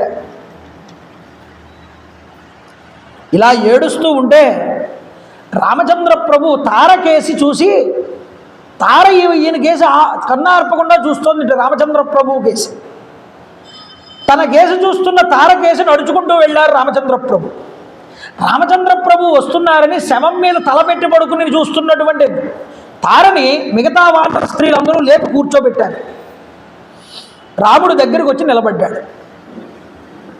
సుగ్రీవుని పట్టించుకోలేదు, ఆ మాటలన్నీ కాసేపు ఉంటాయి. ఇలాగా ఇక్కడికి వచ్చాడు ఆయన. చూడండి, ఆదరంతో చూశాట రామచంద్ర ప్రభు. ఆశ్రితులకు కల్పవృక్షం వంటి వాడు రామచంద్ర ప్రభు. ఆ కల్పవృక్షపు నీడలోకి వెళ్తే ఎవరినైనా అనుగ్రహిస్తాడే. ఏమిస్తుంది? చక్కటి నీడనిస్తుంది, దాహాన్ని తీరుస్తుంది, ఫలాలు ఇస్తుంది, పువ్వులు ఇస్తుంది, ఏది కావాలంటే అది ఇస్తుంది. రాముడు కూడా అంతేట, తనని ఆశ్రయించిన వాళ్ళని అలా అనుగ్రహిస్తాడు. కాబట్టి దయతో చూశాడు. ఆ రాముణ్ణి ఈవిడ చూసింది. చూసి నమస్కారం చేసి అంటున్నది, నా భర్తని చంపినటువంటి వాడు ఈయనే రాముడు. మొట్టమొదటిసారి కళ్ళారా డైరెక్ట్గా చూస్తోందండి. అప్పటిదాకా అంగదుడు చెప్తే విన్నది. అంగదుడు చెప్పినప్పుడు విన్నప్పుడే రాముడి గొప్పతనం ఏమిటో తెలుసుకుంది. కానీ ఇప్పుడు సాక్షాత్తుగా రాముడిని చూసింది. అయితే ఇక్కడ చూడండి, ఒకే ఒక్క బాణంతో తన భర్తని హతమార్చిన వాడని భావించి పరుషంగా తెడదామనుకుని నోటిలోకి మాటంతా వచ్చేసింది. కానీ దగ్గరికి వచ్చిన తర్వాత రామస్వరూపాన్ని చూడగానే రాముడి తత్వం ఏమిటో వెంటనే ఆవిడికి అవగతమైంది. ఎందుకంటే పాతివ్రత్య ధర్మానికి చెందిన స్త్రీ, అందున సకల భక్తి తత్పరురాలు. ఆవిడికి భగవద్ విషయం వెంటనే గోచరించింది. భగవద్భక్తులకి, పాతివ్రత్య ధర్మమునందున్నటువంటి స్త్రీలకి భగవద్ వైభవం, భగవత్ అనుగ్రహం వెంటనే వస్తాయి, తెలిసిపోతాయి వాళ్ళకి. తెడదామనుకున్న నోటితో మహానుభావుణ్ణి రామచంద్ర ప్రభువుని దగ్గర నుండి చూడగానే ఆవిడికి జ్ఞానోదయం కలిగింది. తమ ప్రమేయశ్చ దురాసనశ్చ జితేంద్రియస్తోత్తమ ధార్మికశ్చ అక్షయ్య కీర్తిశ్చ విచక్షణశ్చ క్షితిక్షమావాన్ క్షతజోపమాక్ష. ముగ్ధ సుందర లావణ్య మధురమైనటువంటి రామచంద్ర ప్రభు తత్వాన్ని గ్రహించిందండి తార. చూడగానే అంటోంది, అయ్యా రామ, దేశ కాలాలకి నువ్వు అతీతుడివయ్యా. వాక్కులకు అందనటువంటి వాడివి, మనస్సుకు అందనటువంటి వాడివి. భక్తి జ్ఞాన వైరాగ్యముల చేత నువ్వు సులభంగా ఎవరికి దొరకవు, లభ్యుడివి కావు. ఇంద్రియ వికారాలైనటువంటి కామ క్రోధాది అరిషడ్వర్గాల్ని జయించిన వాడివయ్యా నువ్వు. ధర్మాన్ని రక్షించడానికై అవతరించినటువంటి వాడివి నువ్వు, దైవానివి. నీ కీర్తి ప్రతిష్టలు అనేటటువంటివి శాశ్వతములు స్వామి. నీ మీద ఎవరో ఒక నింద వేస్తే ఆ నింద నీ దరిదాపులకు కూడా రాదు. అలాంటి కీర్తి సంపన్నుడివి నువ్వు. నీ సమస్త కార్యాలని కూడా యుక్తాయుక్త విచక్షణతో ఆచరించేటటువంటి వాడివయ్యా. సహనంలో భూదేవికి ఎంతటి ఓర్పు ఉంటుందో అంతటి ఓర్పు కలిగినటువంటి వాడివి. కనులలో ఎర్రటి జీరలు కలిగినటువంటి వాడు. ధర్మరక్షణకై నిరంతరం ధనుర్బాణాల్ని ధరించి ఉండేటటువంటి వాడు. తిరుగులేని బలశాలి అయినటువంటి వాడు. దృఢమైన చక్కటి అవయవ సౌష్ఠవం కలిగినటువంటి వాడు.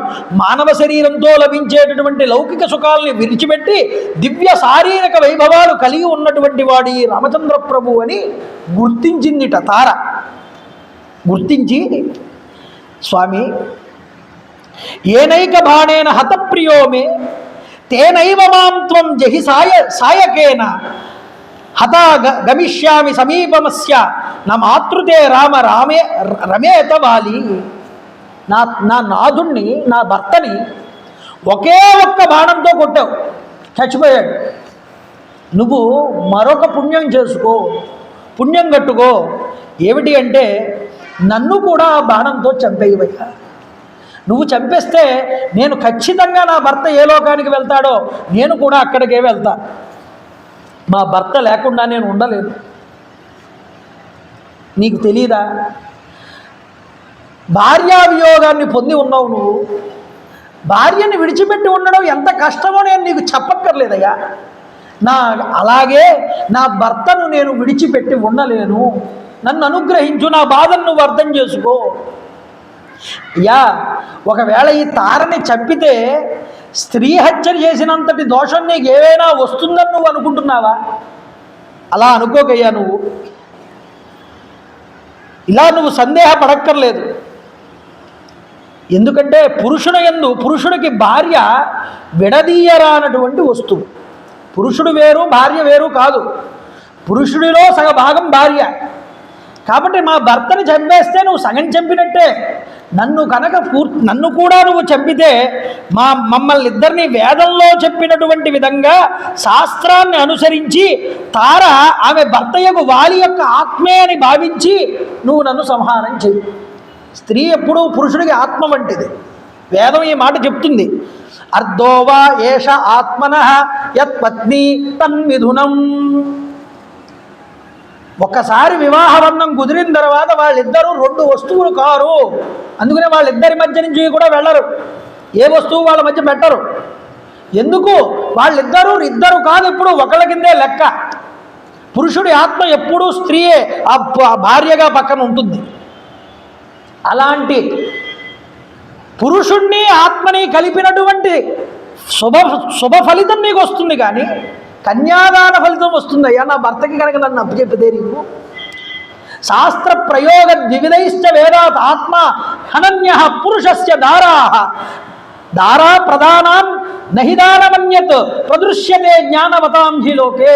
కన్యాదానం కన్నా గొప్పదైనటువంటి దానం ఈ భూలోకంలో మరొకటి లేదు.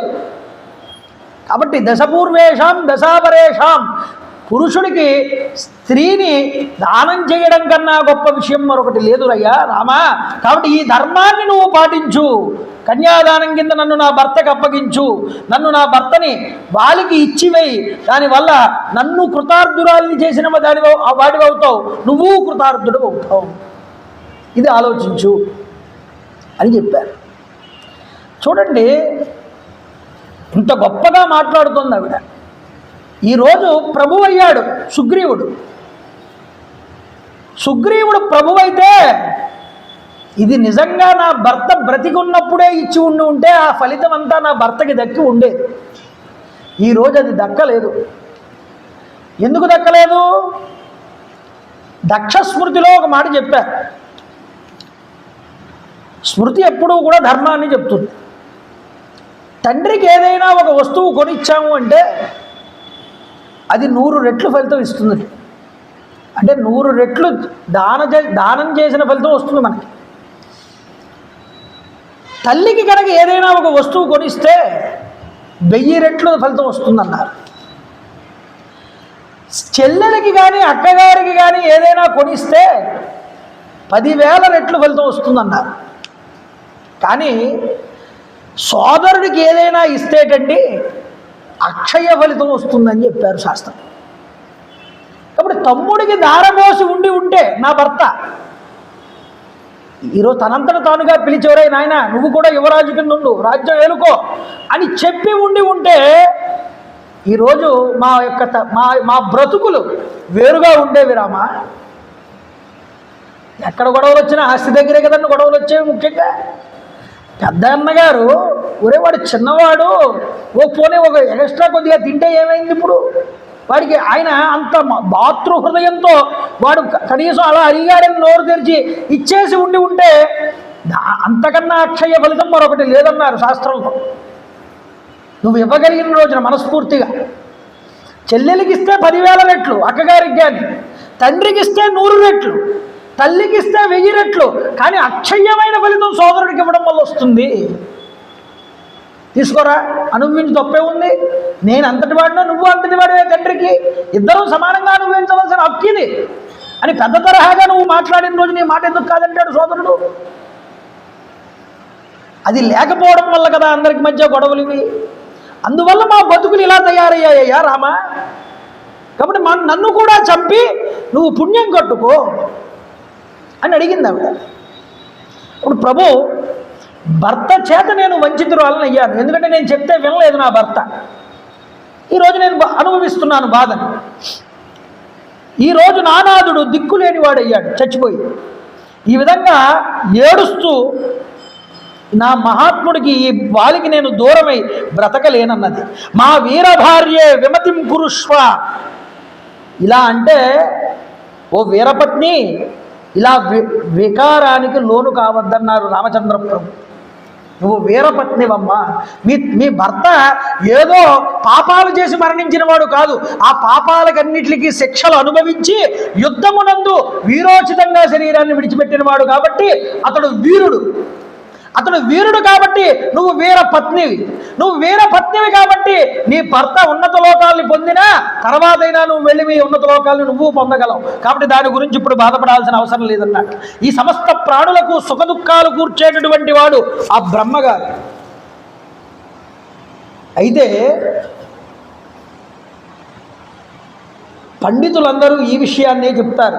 అలాంటి విధానాన్ని ఎవ్వరూ కూడా అతిక్రమించలేరమ్మా, ఇది గుర్తుపెట్టుకో. కాబట్టి ఇలా విలపించకూడదు. ఎందుకంటే అధికంగా ఎక్కువసేపు దుఃఖించడం కూడా అది అనర్థహేతు అవుతుంది. అందుకన్న ఏమిటంటారంటే దుఃఖం చిరం పాపిష్టం అని ఒక మాట ఉన్నది శాస్త్రం. ఎక్కువసేపు దుఃఖిస్తే అది చాలా దారుణమైన స్థితికి కారకం అవుతుంది అని ఒక మాట. కాబట్టి ఎక్కువసేపు ఎవరు కూడా బాధపడకూడదు, విలపించకూడదు, బాధను విడిచిపెట్టమన్నారు. అయితే వెంటనే లక్ష్మణుణ్ణి పిలిచి అన్నారు, మృతి చెందినటువంటి వాలికి అంత్యక్రియలు జరిపించమని చెప్పారు. లక్ష్మణుడు వచ్చి, లక్ష్మణ ఆ కార్యక్రమాలన్నీ చూడవయ్యా అంటే ఏమేమి కార్యక్రమాలకి అంత్యేష్టికి ఏమేమి కావాలి అన్న దాని గురించి లిస్ట్ ఇచ్చాడు లక్ష్మణుడు. వానరులవన్నీ కూడా సిద్ధం చేశారు. సిద్ధం చేస్తే శాస్త్రోక్త విధిని అనుసరించి మంచి మంచి పువ్వులు దండలు తీసుకొచ్చారు. ఆభరణాలన్నీ శవానికి అలంకరించారు. వాలి యొక్క శవానికి అలంకరించి తీసుకువెళ్ళి శాస్త్రోక్త విధిగా తుంగభద్రా నది మధ్యలో ఒక ఇసుక ప్రాంతం ఉంది. ఆ ఇసుక ప్రాంతంలో జనులు ఎవరు నివసించరు. అలాంటి ప్రాంతం దగ్గరికి తీసుకువెళ్ళి ఈ చితి పేర్చారు. పల్లకీ మీద నుంచి శవాన్ని దింపి తీసుకువెళ్ళి దాని మీద పెట్టి అప్రదక్షిణంగా తిరిగి అంగదుడు శవానికి నిప్పంటించాడు. ఉత్సవంతో వానరులందరూ కోలాహలంగా తీసుకువెళ్ళారట వాలి యొక్క శవాన్ని. దగ్గరుండి పితృకార్యం చేయించారు, తర్పణాలు విడిపించారు, అన్నీ జరిగాయి వాలి. ఇక్కడ ఒక చర్చ ఉన్నది. పూర్వమీమాంస ఉత్తరమీమాంస అని రెండు మాటలు. పూర్వమీమాంస ప్రతిపాదన చేసిన వాడు జైమిని మహర్షి. ఈ పూర్వమీమాంసలో ఏమన్నాడంటే తిర్యక్ జంతువులకి దేవతలకి కర్మాధికారం లేదన్నాడు. అదేమిటండి, పురాణాల్లో దేవతలు యజ్ఞం చేశారని ఒక మాట వస్తుంది, అది కర్మ కాదు. మరి దేవతలకి కర్మాధికారం లేదని ఎలా చెప్పాడు పూర్వమీమాంసలో? మనం ఒక యజ్ఞం చేశామే అనుకోండి, ఒక హోమం చేసాం, హవిస్సు ఎవరికి ఇస్తాం? దేవతలకు ఇస్తాం. ఇంద్రాయస్వ, యమాయస్వ, వరుణాయస్వ, వీళ్ళే కదా పిలిచేది మనం. ఒకవేళ దేవతలు యజ్ఞం చేస్తే వాళ్ళు ఎవరికి ఇవ్వాలి? ఇది ప్రశ్న. ఎవరిది? జైమినిది. ఇవ్వడానికి ఎవరు లేరు కాబట్టి వాళ్ళకి కర్మాధికారం లేదు. కానీ ఉత్తరమీమాంసలోకి వచ్చేటప్పటికి ఏమన్నారంటే కర్మాధికారం లేకపోవచ్చు, కొన్ని ముఖ్యమైనటువంటి కర్మ విశేషాలు ధర్మాలు వాళ్ళకి వర్తిస్తాయన్నారు. ఏమిటవి? దానము, ఉపాసన, ఈ రెండు వాళ్ళకు ఉంటాయన్నారు. అంటే దానాదులు దేవతలు కూడా చెయ్యాలి, మానవులే కాదు. కాబట్టి అది వాళ్ళకు ఉన్నది అని ఉత్తరమీమాంస చూపించింది. ఇక తిర్యక్ జంతువులకి అధికారం లేదన్నాడు ఎవరు? జైమిని. కర్మాధికారం.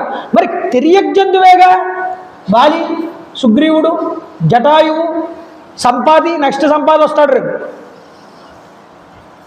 మరి వీళ్ళందరికీ కర్మాధికారాలు ఎలా వచ్చాయి అంటే ఉత్తరమీమాంసలో ఏమన్నారంటే వాటికి అందు ఆ జ్ఞానం అనేటటువంటిది ఆపాదించబడకపోతే వాటికి లేదా అన్నారు.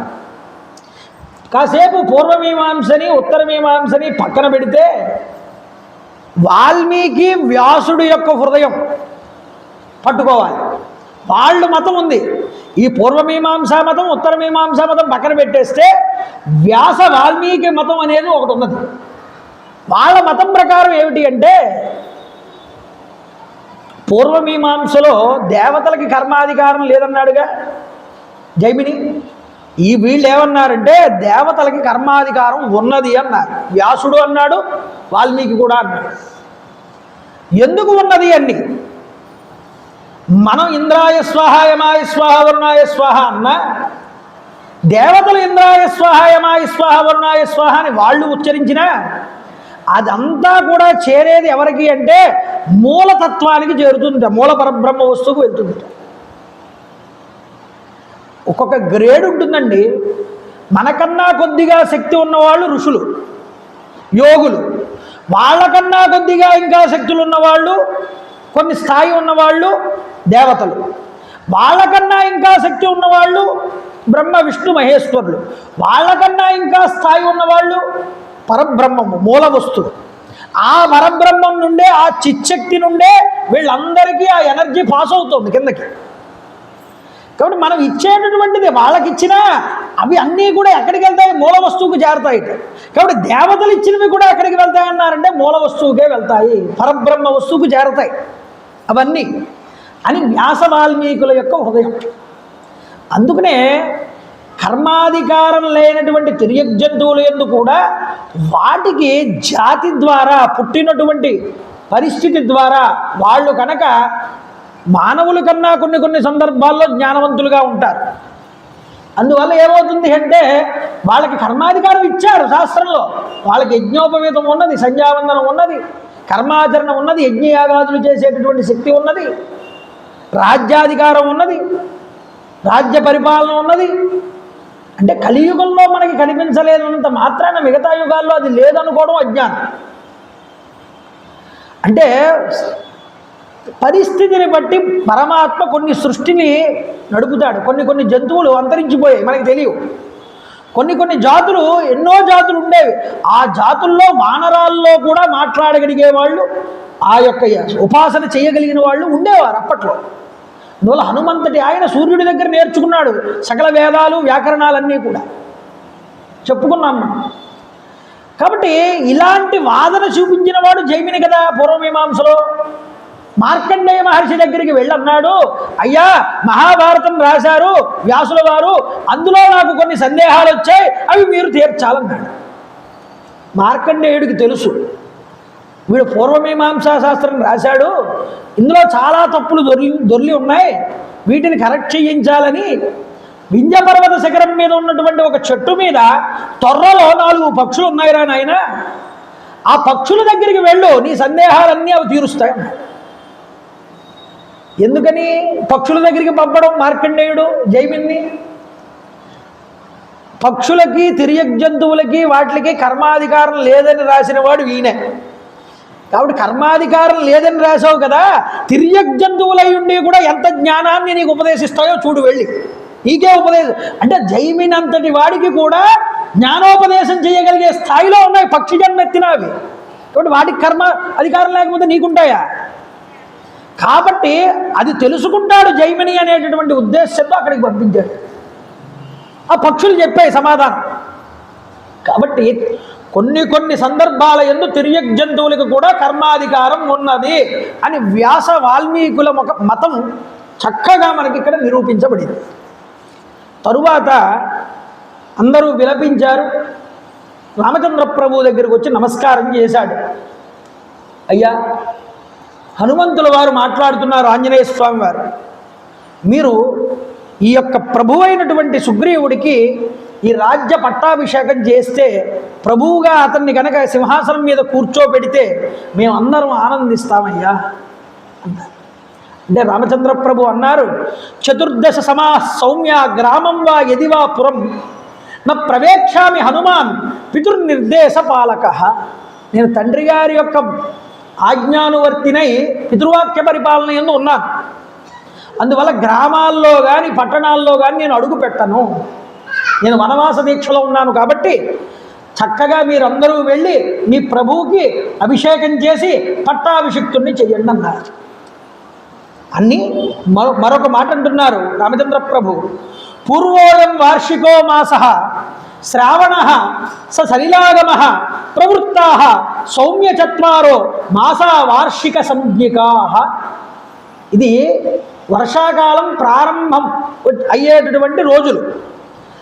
వర్షాకాలం ప్రారంభమై 4 నెలలు ఉంటుందయ్యా. ఈ 4 నెలల్ని కూడా వార్షికాలు అని పిలుస్తారు. ఈ వార్షికాలయన్ని ఏం చేస్తారు అంటే చాతుర్మాస్య వ్రతాన్ని చేస్తారు. ఈ వార్షికాలు శ్రావణ మాసంతో ప్రారంభం అవుతాయి. శ్రావణ మాసంతో ప్రారంభం అవుతాయి కాబట్టి ఇది శ్రావణ మాసం కాబట్టి ఇంకో 4 నెలల పాటు విస్తారంగా వర్షాలు పడతాయి కాబట్టి సీతాదేవిని వెతకడానికి ఇది అనువైనటువంటి కాలము కాదు. రామచంద్ర ప్రభువే చెప్పారు ఈ విషయాన్ని. అంటే నీకు రాజ్యం అప్పగించేశాను కదా, నీకు రాజ్యం వచ్చేసింది కదా, కాబట్టి ఇంక నా పని నువ్వు పూర్తి చేసాయి. ఇది కాదండి రాముడి తత్వం గ్రహించండి. ఇంతటి రాజ్యం నీకు వచ్చింది, ఇది వర్షాకాలం. వెంటనే కొన్ని రోజులు నీ సుఖాన్ని భోగాన్ని నువ్వు ఏదైతే కోల్పోయావో దాన్ని అనుభవించు. ఈ 4 నెలలు కూడా హాయిగా సుఖంగా ఉండి రాజ్య పరిపాలన యందు దక్షకుడివై అందరికీ ఎవరెవరిని ఏ పోస్టుల్లో నియమించాలో వాటి యందు వాళ్ళని నిలిపి చక్కదిద్దుకుని నీ రాజ్యాన్ని అందరూ ప్రశాంతంగా ఉన్నారనుకున్న తర్వాత శరదృతువు వస్తుంది. శరదృతువు రాగానే చక్కటి వెన్నెల, వర్షాలుండవు, బురద అంతా కూడా ఇంకిపోతుంది. ఇంకిపోయిన తర్వాత ప్రదేశం అంతా పొడిబారుతున్న తర్వాత మనం వెతకడానికి వీలవుతుంది సీతమ్మ తల్లి. కాబట్టి నువ్వు అప్పటిదాకా కూడా రాజ్య సుఖాలు అనుభవించవయ్యా, వెళ్ళవచ్చు. నువ్వు శరదృతువు అయ్యే సమయానికి రా అని ఆజ్ఞ ఇచ్చారు రామచంద్రుడు. తప్పకుండా అని సెలవు తీసుకున్నాడండి. సెలవు తీసుకుని తాను బయలుదేరుతున్నాడు. బయలుదేరుతూ వెళ్తూ ఉండగా వానర వీరులందరూ కూడా ఆయన్ని లోపలికి ఆహ్వానం చేశారు కిష్కింధలోకి. కిష్కింధ నుంచి పారిపోయి వచ్చినటువంటి వాళ్ళల్లో కొంతమంది భార్యలు కిష్కింధలో ఉండిపోయారు సుగ్రీవుడితో వచ్చేసిన మంత్రుల దగ్గర, మిగతా సైన్యం దగ్గర. వాళ్ళందరినీ వెళ్ళి మిగతా వాళ్ళు కలుసుకున్నారట భార్యల్ని. రుమని కూడా వెళ్ళి సుగ్రీవుడు కలుసుకున్నాడు. కలుసుకున్నాక ఒక వేదిక మీద కూర్చోబెట్టారు సుగ్రీవుడిని కూర్చోబెట్టి వానరులందరూ సకల నదీ జలాల్ని సముద్ర జలాల్ని కూడా తీసుకొచ్చేశారట. గొప్ప గొప్ప ఔషధీ మొక్కలన్నింటినీ తీసుకొచ్చారట. సుషేనుడు, జాంబవంతుడు, గవయుడు, గవాక్షుడు, నీలుడు, నలుడు మొదలైనటువంటి వాళ్ళందరూ, హనుమ మొదలైనటువంటి వాళ్ళందరూ ఈ మంచి జలాలతో సౌగంధికమైనటువంటి ఔషధీతత్వంతో ఉన్నటువంటి ఈ నీళ్లను తీసుకువచ్చి సుగ్రీవుడికి అభిషేకం చేశారట. అవబృధాభిషేకం. ఇది చేసిన తరువాత అప్పుడు సాయంత్రం సమయంలో వాళ్ళందరూ నగలన్నీ తీసుకువచ్చి మహారాజు కిరీటాన్ని పెట్టారట ముందు శిరస్సు మీద సుగ్రీవుడికి పెట్టి ఆ నగలు అలంకరింపజేసి గొప్పగా హోమ కార్యక్రమాలన్నీ ఏర్పాటు చేశారట. ఋత్విక్కు కింద స్వామి హనుమే ఉన్నారు అక్కడ. హోమకార్యాలన్నీ జరిపించారు. ప్రభువు మేలు కోసం రాజ్యం సుభిక్షంగా ఉండాలనేటటువంటి ఉద్దేశ్యంతో అన్నీ జరిగాయి. జరిగిన తర్వాత అందరి యొక్క పరిపాలనా బాధ్యతని సుగ్రీవుడు స్వీకరించాడు. గొప్పదైనటువంటి సుగ్రీవుడి యొక్క పట్టాభిషేక మహోత్సవం అనేటటువంటిది పూర్తయింది. రామచంద్ర ప్రభు అన్నారు, లక్ష్మణ, ఇదిగోనయ్యా ప్రశ్రవణగిరి. ఈ ప్రశ్రవణగిరి ఋష్యమూక పర్వతాన్ని ఆనుకుని ఉంటుంది. ఈ ప్రశ్రవణగిరి మలయ పర్వతం అని కూడా పిలువబడుతుంది. ఈ మలయ పర్వతం మీద ఉన్నటువంటి ఈ గుహను చూసావా ఎంత విశాలంగా ఉందో. పడమర వైపు ఎత్తుగా ఉంది, తూర్పు వైపు పల్లంగా ఉన్నది. వాలుగా ఉండడం వల్ల ఇలాగా లోపలికి వాయువులు చక్కగా వచ్చి మనకి ప్రాణవాయువు చక్కగా అందుతుందయ్యా ఈ గుహలో. ఇటు ఉత్తరం ఇటు దక్షిణం కూడా పెద్ద పెద్ద గోడల్లాగా ఈ బండలు ఉన్నాయి చూసావా.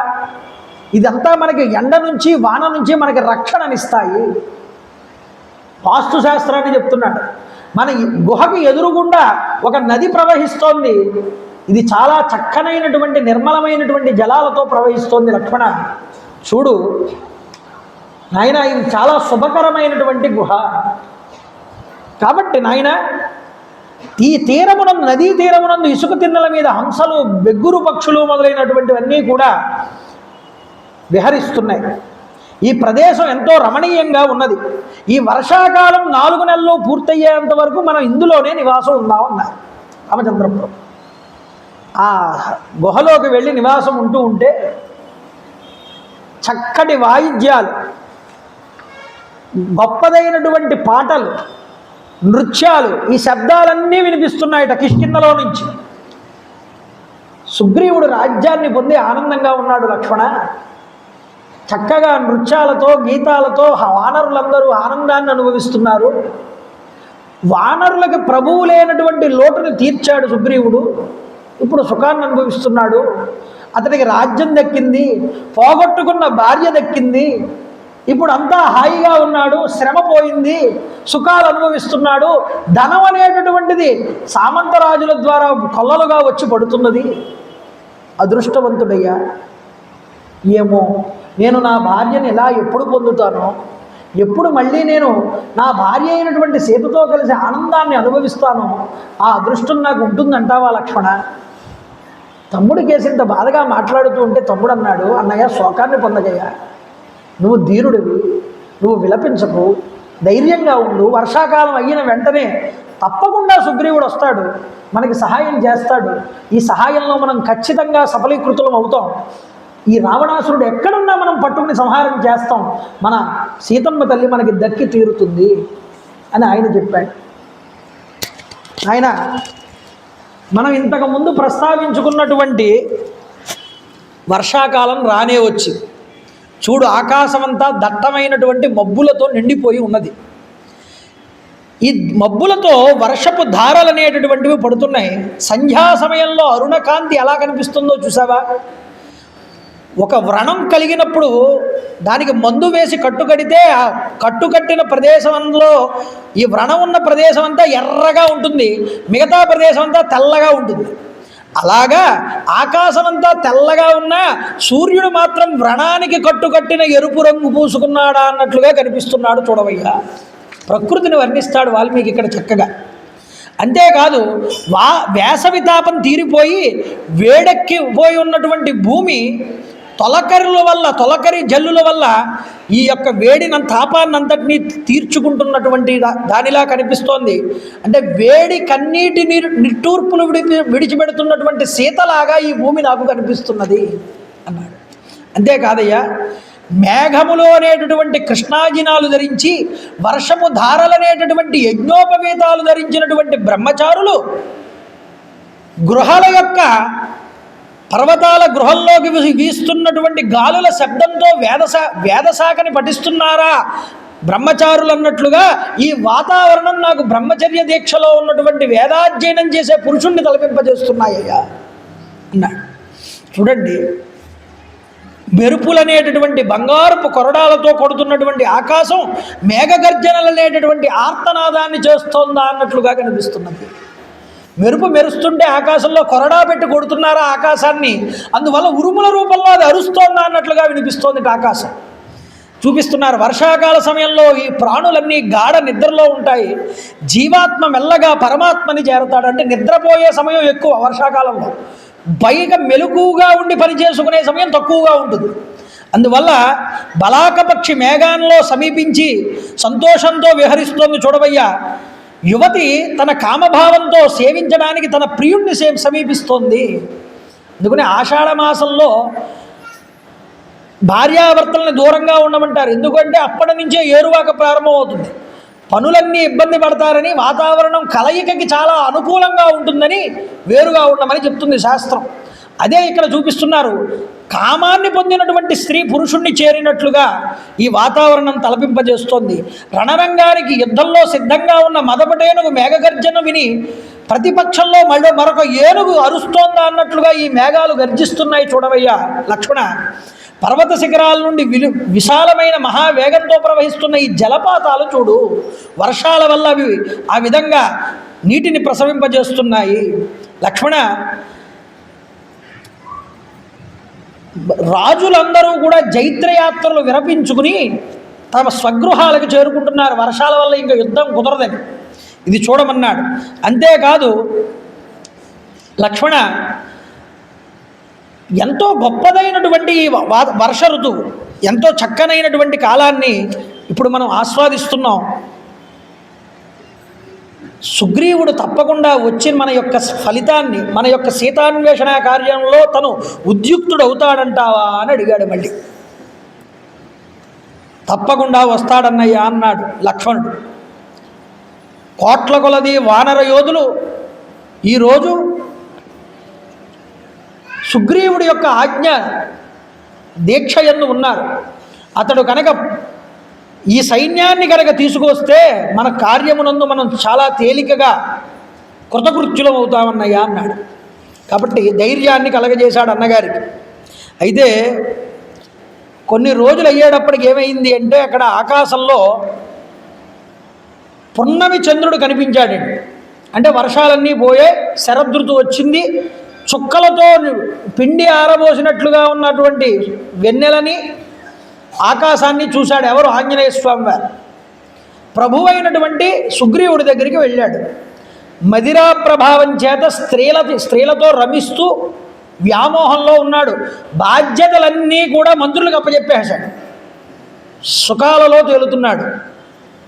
ఇలాంటి సమయంలో హనుమన్నారు, ఏవండి, కాలం మించిపోతున్నది, శరదృతువు వచ్చింది, మీ స్నేహితుడికి మీరు మాట ఇచ్చారు, ఆ మాట తప్పకూడదు. మీరు తప్పకుండా కనుక చేస్తే మీ మాట మీరు నిలబెట్టుకున్న వాళ్ళు అవుతారు.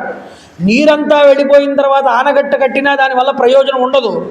సహాయం చెయ్యవలసిన సమయంలో కనుక నీ యొక్క స్నేహితుడికి నువ్వు సహాయం చెయ్యకపోతే, సహాయం పొంది కృతజ్ఞత తీర్చుకోవలసిన సమయం వచ్చినప్పుడు కనుక తీర్చుకోకపోతే నిన్ను కృతజ్ఞుడు అంటుంది లోకం. కాబట్టి ఓ సుగ్రీవ, తెలివి తెచ్చుకుని ముందుగా రామకార్యానికి నువ్వు సంసిద్ధుడివి కా అని హెచ్చరించాడు హనుమ. ఎప్పుడైతే హెచ్చరించాడో వెంటనే విషయం అందుకున్నటువంటి సుగ్రీవుడు బయటకు వచ్చాడు. తూలుతున్నాడు. అప్పటికే నీలుండి పిలిచాడు. ప్రపంచంలో ఏ నలుమూలలా ఉన్నటువంటి వానర బల్లూకాలకన్నింటికీ కూడా వార్త వెళ్ళాలి. వెళ్ళి రామకార్యంలో అందరూ వచ్చి పాలు పంచుకోవాలి.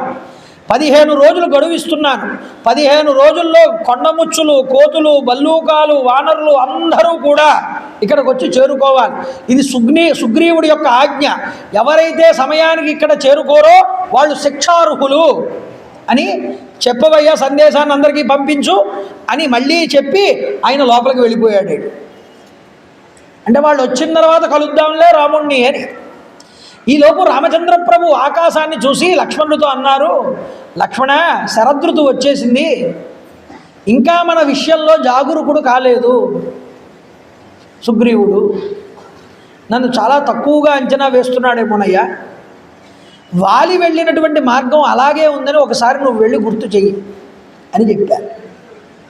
ఏం చెప్పారో, లక్ష్మణుడు ఎంత కోపాన్ని పొందాడో, వెళ్ళి ఎలాంటి మాటలు మాట్లాడాడో, దూతగా లక్ష్మణుడు అసలు పనికొచ్చాడో పనికి రాలేదో, అలాగే నలుదిక్కులకి వానరులు ఎలా వెళ్ళి సీతాన్వేషణ చేశారో అన్న విషయాలతో పాటు సంపాతి యొక్క విశేషాలను కూడా రేపు తెలుసుకుందాం. రేపటితో కిష్కింధకాండ పూర్తవుతుంది. ఎల్లుండ నుంచి మాస శివరాత్రి, శనివారం, శని త్రయోదశి, హనుమకి ఇష్టమైనటువంటి శనివారం రోజున సుందరకాండ ప్రారంభమవుతుంది. సుందరకాండ గురించి నేను మళ్ళీ మీకు మరీ చెప్పక్కర్లేదు, ఉపయోగించుకున్నవాడికి ఉపయోగించుకున్నంత. కాబట్టి అందరూ చక్కగా సుందరకాండకు వచ్చి తరించి విని, మీరు వాళ్ళకి ఎవరు కూడా మాకు సమయం లేదు అనుకున్న వాళ్ళు ఉంటే, ఒరే పోల్ని 40 రోజులు వెళ్ళలేకపోయావు, కనీసంలో జీవితంలో ఒక్కసారైనా సంపూర్ణంగా సుందరకాండ వినాలి, కాబట్టి రేపటి నుంచి మాకు మొదలవుతున్నాయి సుందరకాండ, రండి వినండి అని పరమ భక్తిగా వాళ్ళని కూడా మీరు ఆహ్వానించండి, తప్పేమీ లేదు. చక్కగా స్వామి నివేదన చేసుకుని, స్వామికి 7 రోజులు కూడా సుందరకాండ జరుగుతుంది. ఆ తర్వాత యుద్ధకాండలోకి వెళ్తాం, ఆ విషయం వేరు. కాబట్టి సుందరకాండను అందరూ వినియోగించుకోవాలని కోరుకుంటూ, ఈరోజు చక్కనైనటువంటి ఈ యొక్క ప్రవచనాన్ని ఆ రామమూర్తి గారి పేరు, కీర్తి రామమూర్తి గారి పేరు మీదుగా, ధర్మపత్ని శేషమ్మ గారి పేరు మీదుగా చక్కగా ఈ ఏర్పాటు చేయించడం జరిగింది. సత్యనారాయణమూర్తి గారు వాళ్ళు వచ్చి దండ కూడా వేసి తల్లిదండ్రులకి మాతాపితృవందనాన్ని చేసుకున్నారు వాళ్ళిద్దరూ. కాబట్టి కరతాళ ధ్వనులతో వాళ్ళందరికీ కూడా ఆ కృతజ్ఞతల్ని ఆవిష్కరింపజేసుకోవాలి. తల్లిదండ్రుల మీద కన్నా గొప్పదైనటువంటి భక్తి మరొకటి ఉండకూడదు. ఎందుకంటే దైవం కన్నా ముందు తల్లిదండ్రులు, వాళ్ళకి ఆ గౌరవం ఇస్తున్నారు కాబట్టి ఇంకా మనం ఇలా ఉండగలుగుతున్నాం. కాబట్టి నేను చెప్తాను, మీరందరూ కూడా చెప్పండి. శ్రీరామ జయ రామ జయ జయ రామ,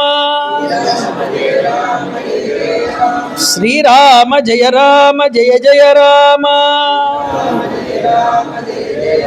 శ్రీరామ జయ రామ జయ జయ రామ, రామ రామాయ నమః, రామ రామాయ నమః, రామ రామాయ నమః, రామ రామాయ నమః. జయ రామ శివ రామ, గురు రామ జయ రామ,